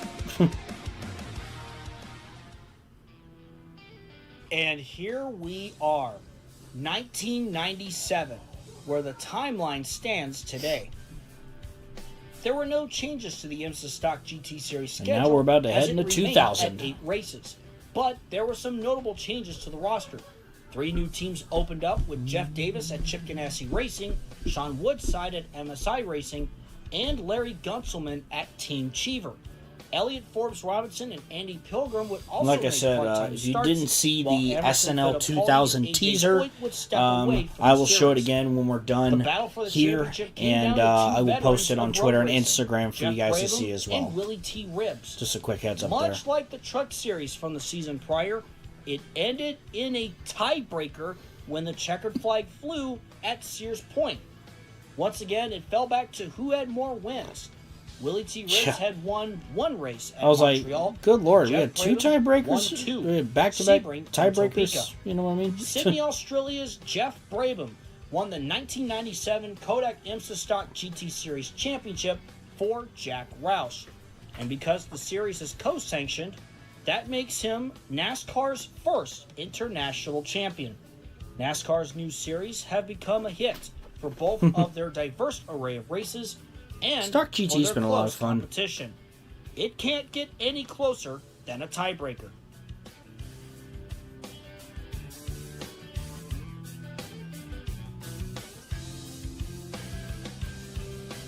In the Super Sportsman Series, the schedule expanded to 22 races with the additions of Colorado and Memphis to the schedule.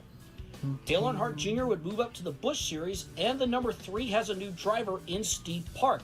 John Nemechek would also move up to full-time Busch Series racing, but he would be back, joined by his older brother Joe as they split time in their number 87.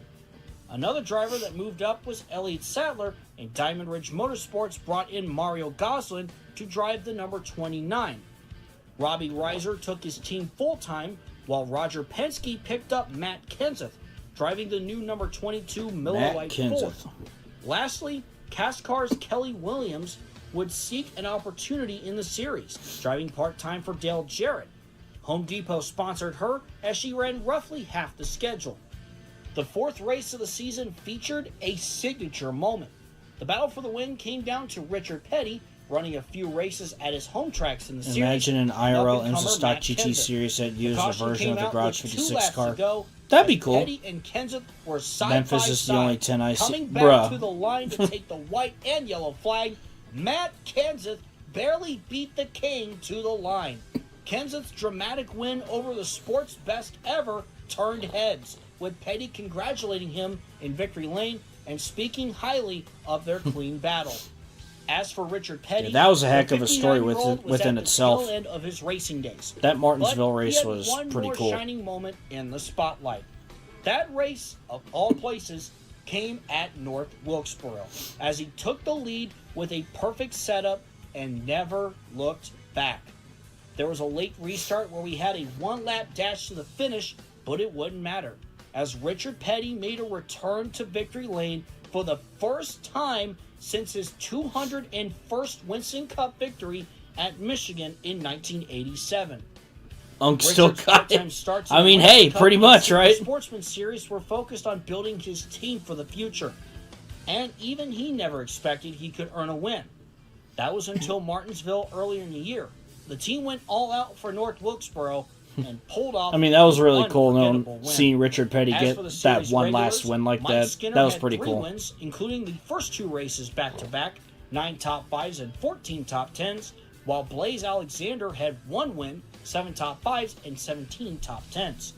Several drivers also broke out, including Matt Kenseth, as previously mentioned, Ron Barfield Jr. driving for Elliott Melling, and Kelly Williams. Williams shocked the series with 1 win, 6 top 5s, and 7 She was top scary 10s good in those part-time starts. 10 starts. I was like, and oh boy. An average finishing position of 8.3, even better than the champion. She looks poised to go full-time next year and could immediately be a championship contender. Her lone win of the season came at Louisiana, as some other first-time wins included Stanton Barrett at Flemington, J.D. Gibbs at South Boston, Bill Bigley Jr. at IRP, Bobby Gearhart at Atlanta, and Ron Barfield at Hickory. As for the series champion, we saw another multi-generational driver take home the crown, David Bonnet. Just a year after his father Neil retired from racing, David was the class of the field, scoring 5 wins, 10 top 5s, and 17 top 10s. He held off Mike Skinner and Blaze Alexander, who were both within 100 points, to score. I still think it's canon that Neil Bonnet called the race he won the his son won the championship. Struggled in the Winston Cup. This provided a moment just because I think that would be a really special moment.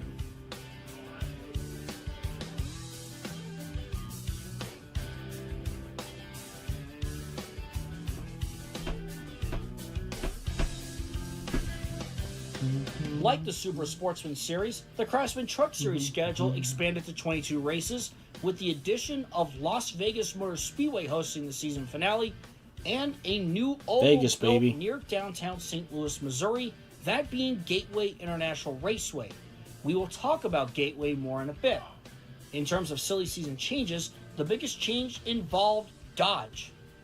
Last year, the Dodge Ram truck marked Dodge's return to NASCAR in a small capacity, but they expanded it quickly in 1997. They brought in L&R Racing to become their top development team.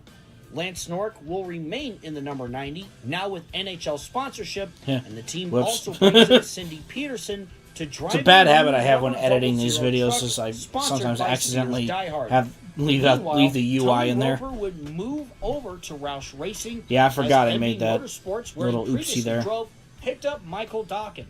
Kenny Irwin Jr. replaced Butch Miller over at Liberty Racing.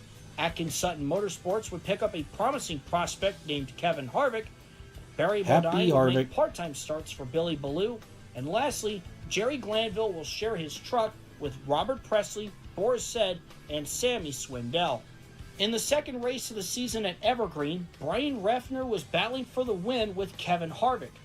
Harvick would eventually take the lead and score his first career Truck Series victory. Harvick would have a strong first season, still pretty funny, as though. Evergreen would mark his I'll just look back and laugh on it now. But he would earn 11 top 5s and 15 top 10s with an average finish of 9.68. Harvick would also finish runner-up in the standings, backed by 87 and again, Jet helps points. me a ton with Paige edits Jones I make later on, like, some things that I didn't after catch right losing away out in and a stuff like that. tiebreaker in 1996. He would win back-to-back races at Portland and Riverside, and then would win back-to-back again at Devil's Bowl in Michigan. However, he would finish third in the final standings with 4 wins, 9 top 5s, and 13 top 10s with an average finish of 10.95. In the 7th race of the season at Heartland Park, Robin Gordon, the sister of Robbie Gordon, would pick up her first career win, as she was the latest addition to the female movement. In terms of other first-time winners, Barry Bodine won at Portland Speedway, Tony Roper won at Vancouver, Terry Cook won at Texas World, and Stacy Compton won at Phoenix. As for the champion, this man picked up where he left off. In what has been a resurgence for him, Jeff Bodine would earn the Truck Series championship for a second year in a row. He won 2 races and earned a nice little career resurgence out of Jeff Bodine, moving down to the Truck Series like that. And had an average finish of 9.27.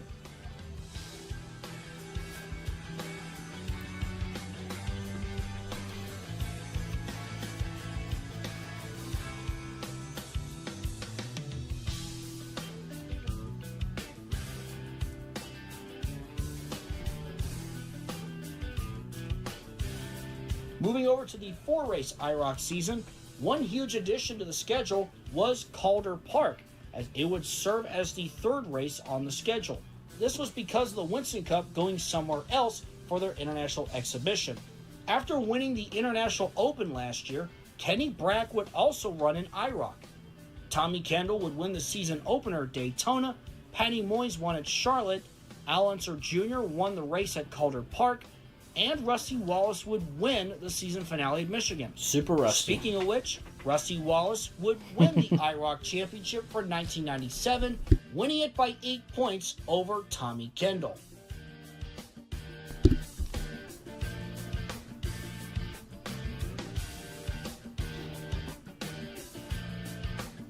Moving on now to the Busch Series, 2 new tracks were added to the schedule, with Mid-Ohio and Gateway joining the schedule.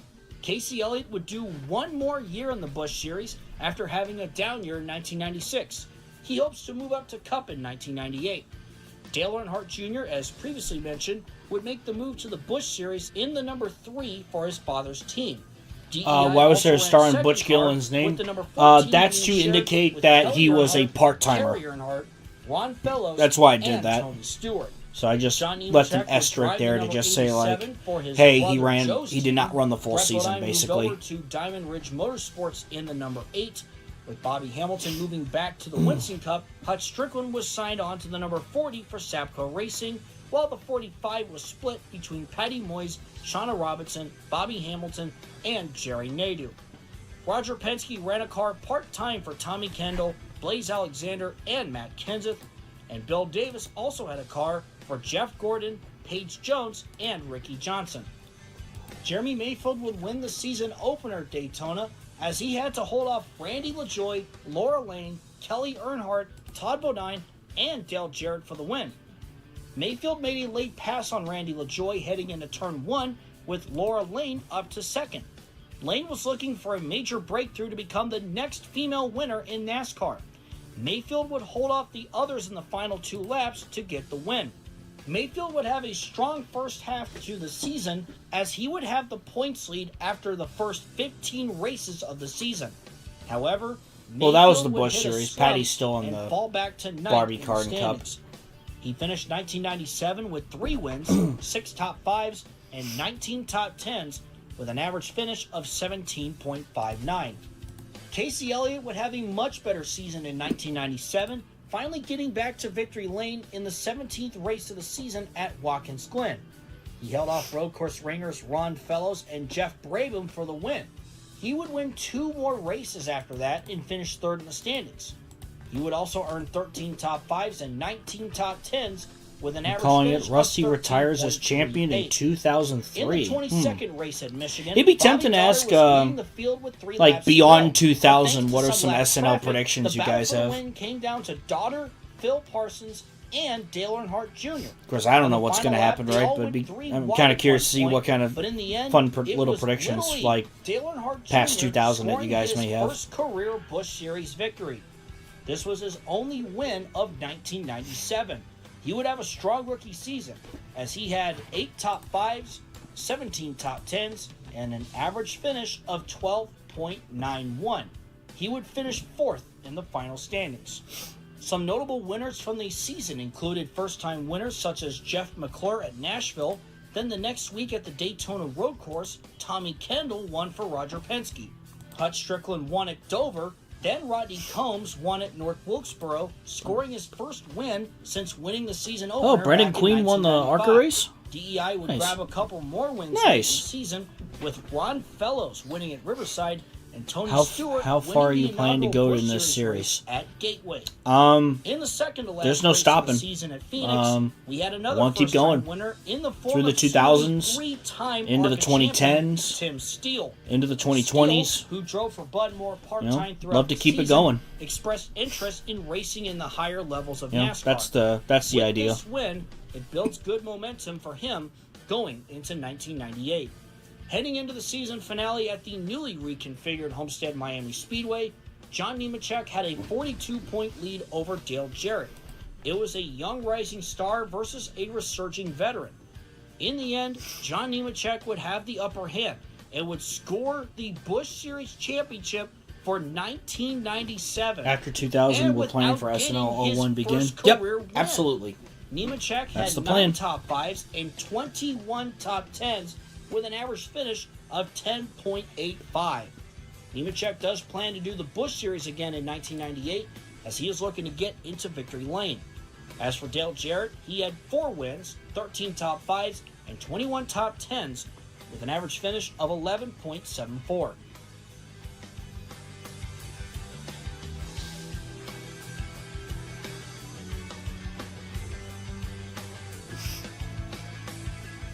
The biggest schedule changes for the Winston Cup include the addition of 2 brand new tracks: Road America, a historical road course in Wisconsin, and Gateway, a brand new oval built right across the Mississippi River from downtown St. Louis, Missouri. The All-Star race also moves back to May and will be hosted by Louisiana Motor Speedway. And for the first time ever, the track will host a night race for it. The biggest story of 1997's silly season had to do with Junior Johnson and Ford. At 70 years old, Johnson was ready to take a step back, and at the same time, Ford was looking to better consolidate their best drivers and equipment.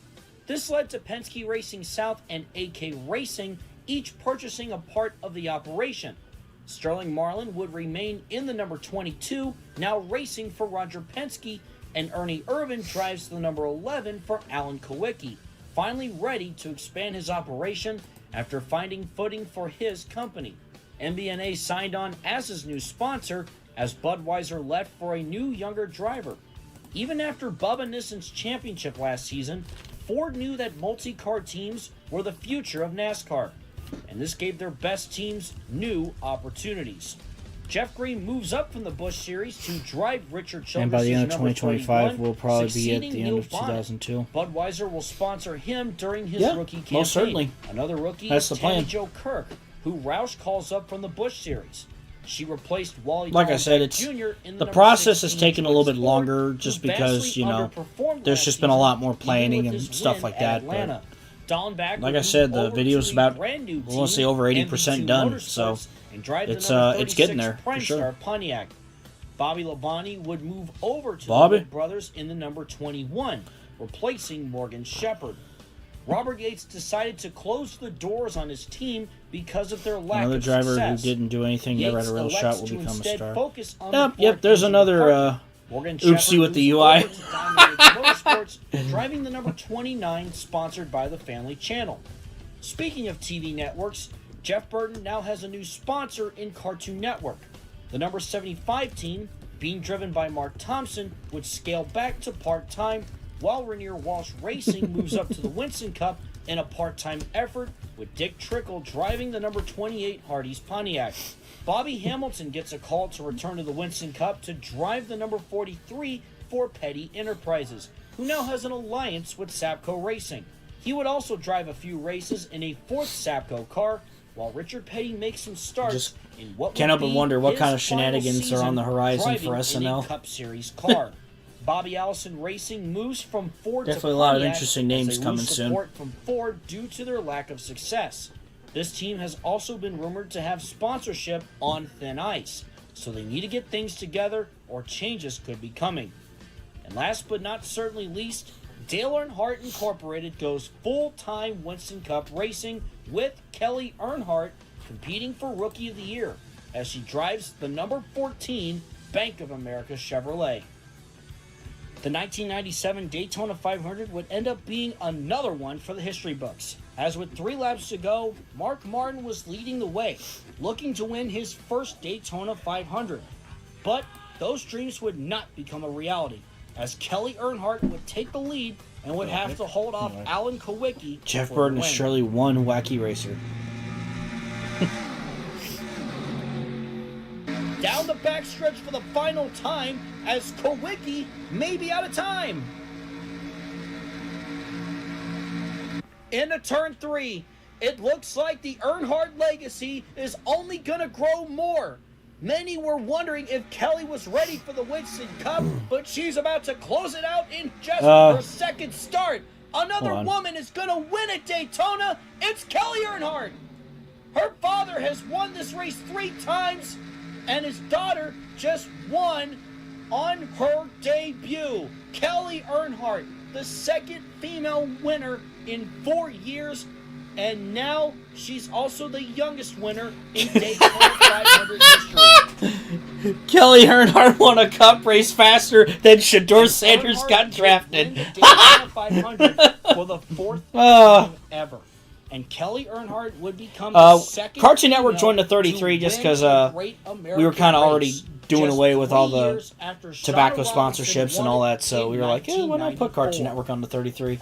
Since they were a sponsor in real life at the time. Astronomical start to the season, as after 9 races, she was sitting in second in the standings, 151 points back from the lead. She nearly won again at the 5th race of the season at Atlanta, but was held up by lap traffic, allowing for Jeff Gordon to reel her in and take the lead. And Gordon would go on to win. After those 9 races, she did hit a slump, however, and fell from Cloud 9. She would finish 17th in the standings, behind her father in 16th. She earned another win, however, at the 2nd Michigan race, and would cap off the season with 7 top 5s and 9 top 10s. As for Dale Sr., he would struggle in the early portions of the season, but was able to salvage it with a win at Pocono. He would at least Mark got a championship in this timeline. Yep, with 1 win, 6 top 5s, and 11 top 10s. Mark Martin got a title. While Kelly Earnhardt won the Rookie of the Year honors for 1997, Jeff Green was more able diverse to score set of champions for sure. Season at Darlington. He would finish 20th. Kelly won a cup race as quick as Jamie McMurray and Trevor Bayne did in real life. Yeah, that's true. Gordon was showing good strides since his rookie season in 1993, but he and Bill Davis Racing really broke out in 1997. Gordon would collect 4 wins on the season, winning at the Spring Atlanta race, Sears Point, the inaugural Cup race at Road America, and Talladega.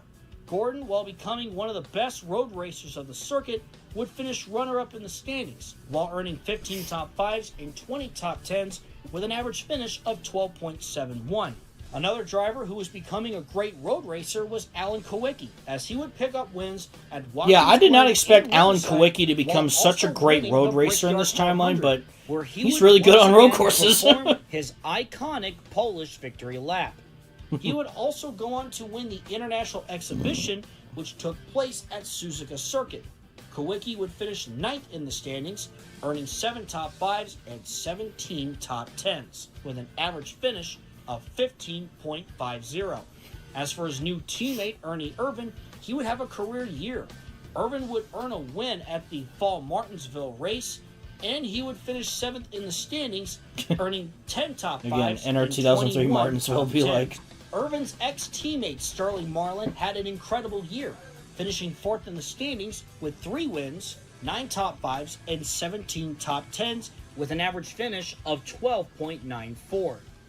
Despite the competitive season, none of these drivers stood a chance against one of the most lopsided championship runs in the sport's history. Super Rusty. With 3 races to go in the season, Rusty Wallace had a 639-point lead. I forgot. Rusty murdered the field in 97. Like, I knew he did, but I didn't realize he had like a 639-point lead with 3 freaking races to go. That's unreal. He collected 4 wins, 15 top 5s, he was just and 27 top 10s. He was unreal. And an outstanding average finish of 7.53. To put that into perspective, Jeff Gordon, who finished second, had an average finish of 12.71. Wallace was able to celebrate early and in the perfect place, Gateway in St. Louis, where he's from. This was truly one of the most dominating seasons for a champion in the modern era of NASCAR. Could Rusty win another title? Can he tie Richard Petty at 7? Only time will tell.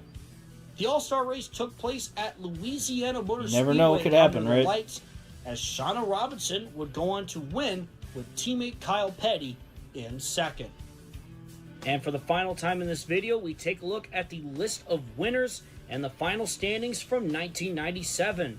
Rusty Wallace is starting to look like 586 points of the decade. over Jeff Meanwhile, Gordon. Drivers like Ernie Irvan and Sterling Marlin are looking for championship glory in the coming years. Holy crap. Not only that, but can drivers like Dale Earnhardt and Tim Richmond bounce back?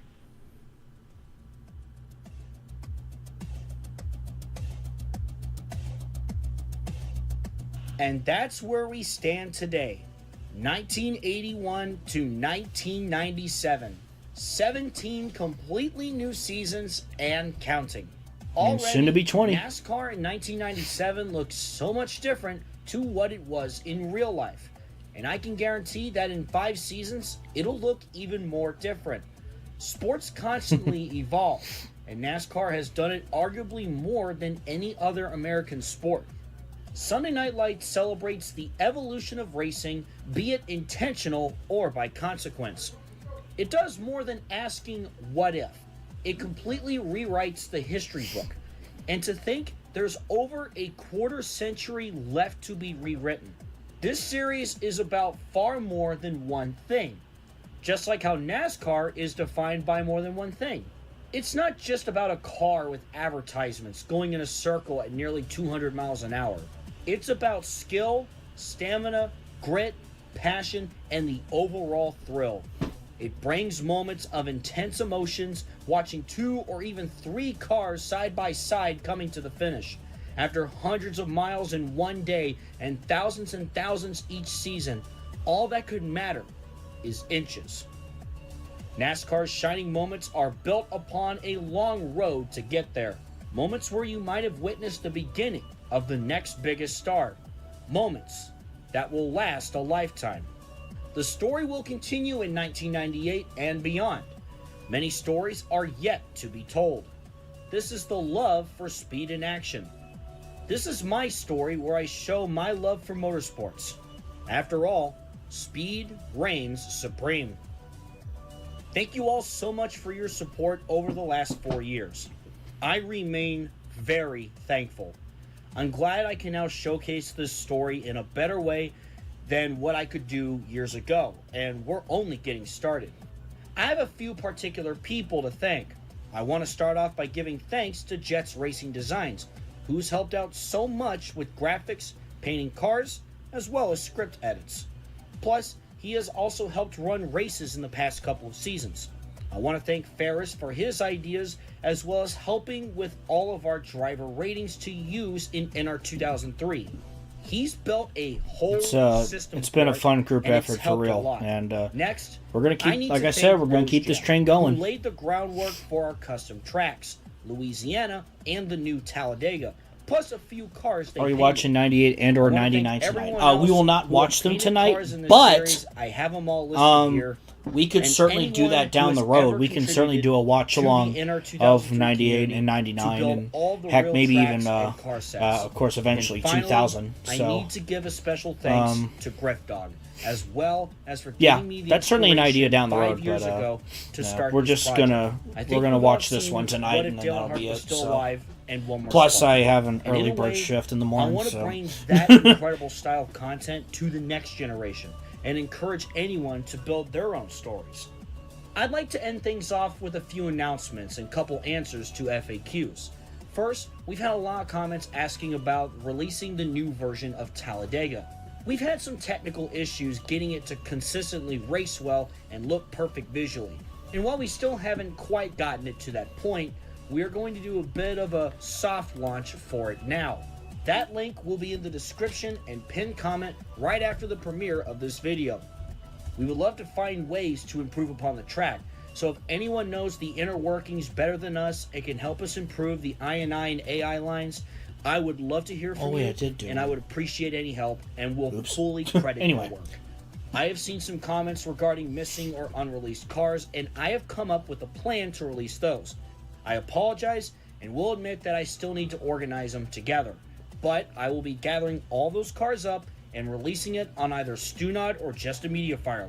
I promise to have that out very soon, and I apologize that I haven't been getting around to it, but I'll be managing that better going forward. So please keep an eye out on the community tab and my social medias in the description to see those as soon as they're out. I'll also put them in the pinned comment where they're released.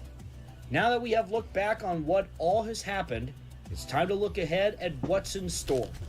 Be on the lookout for more episodes of Racing Infinity. We've got a special one planned for the next video, which will be volume 25.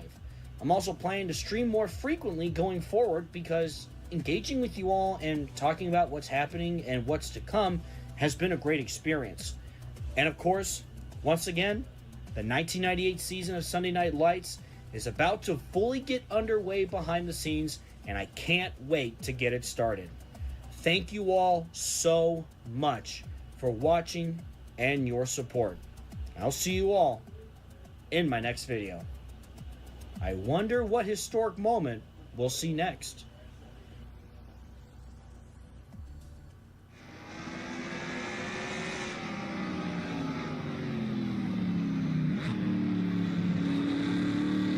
I wonder who wins in 1998.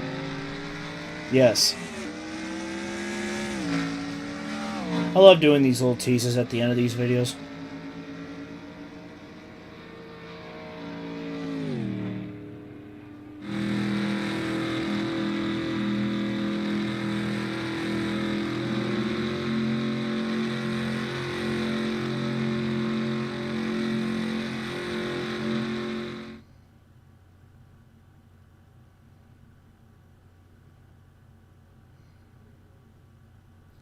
And that was a fun video too.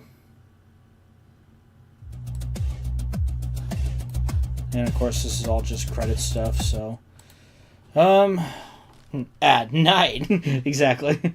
Alright, I'll go a few more minutes. If you guys have any last questions, I did promise to show the teaser again, so I will do that for you guys really quick. Enjoy.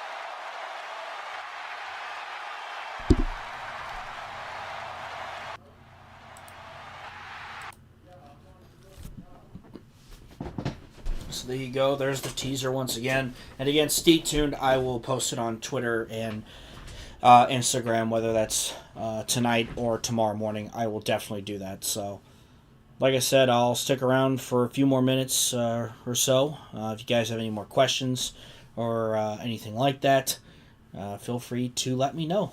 So, like I said, just overall, if any of you are new here, welcome.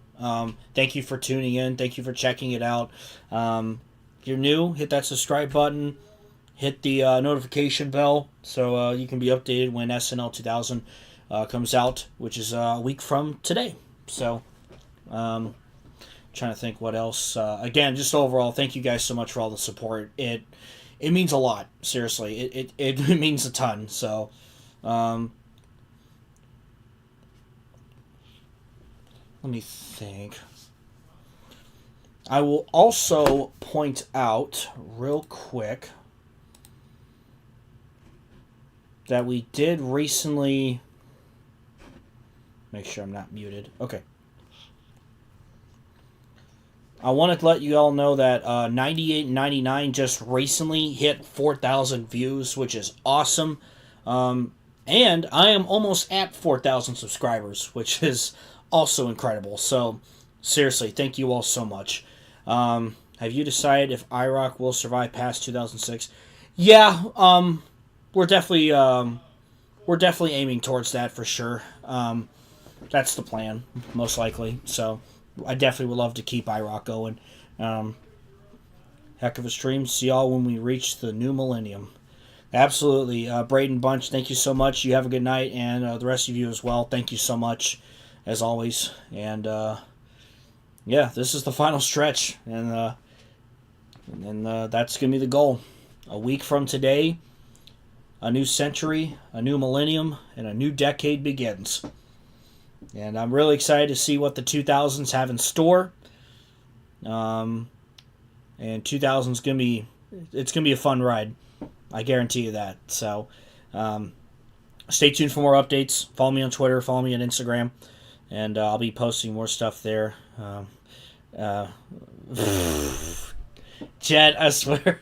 Actually, the new millennium is 2001. Ignore us hyping it up. Oh my god.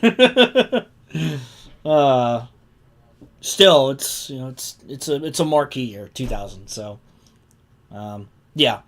All right. I think I'm done rambling. So, I gotta be at work at 4:30 in the morning. So I should probably get some rest and all that stuff. So, in all seriousness, again, thank you all so much. I really appreciate it, and I'm gonna make sure this video kicks ass, and it's gonna be great. So, I'm really looking forward to showing you all 2000 because I think you guys are gonna love it. So, again, thank you all so much for tuning in tonight. This has been a lot of fun.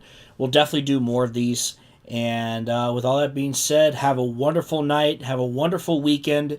And I'll see y'all next weekend. I'll see y'all in a week from now. So there you have it. Peace out and have a good night.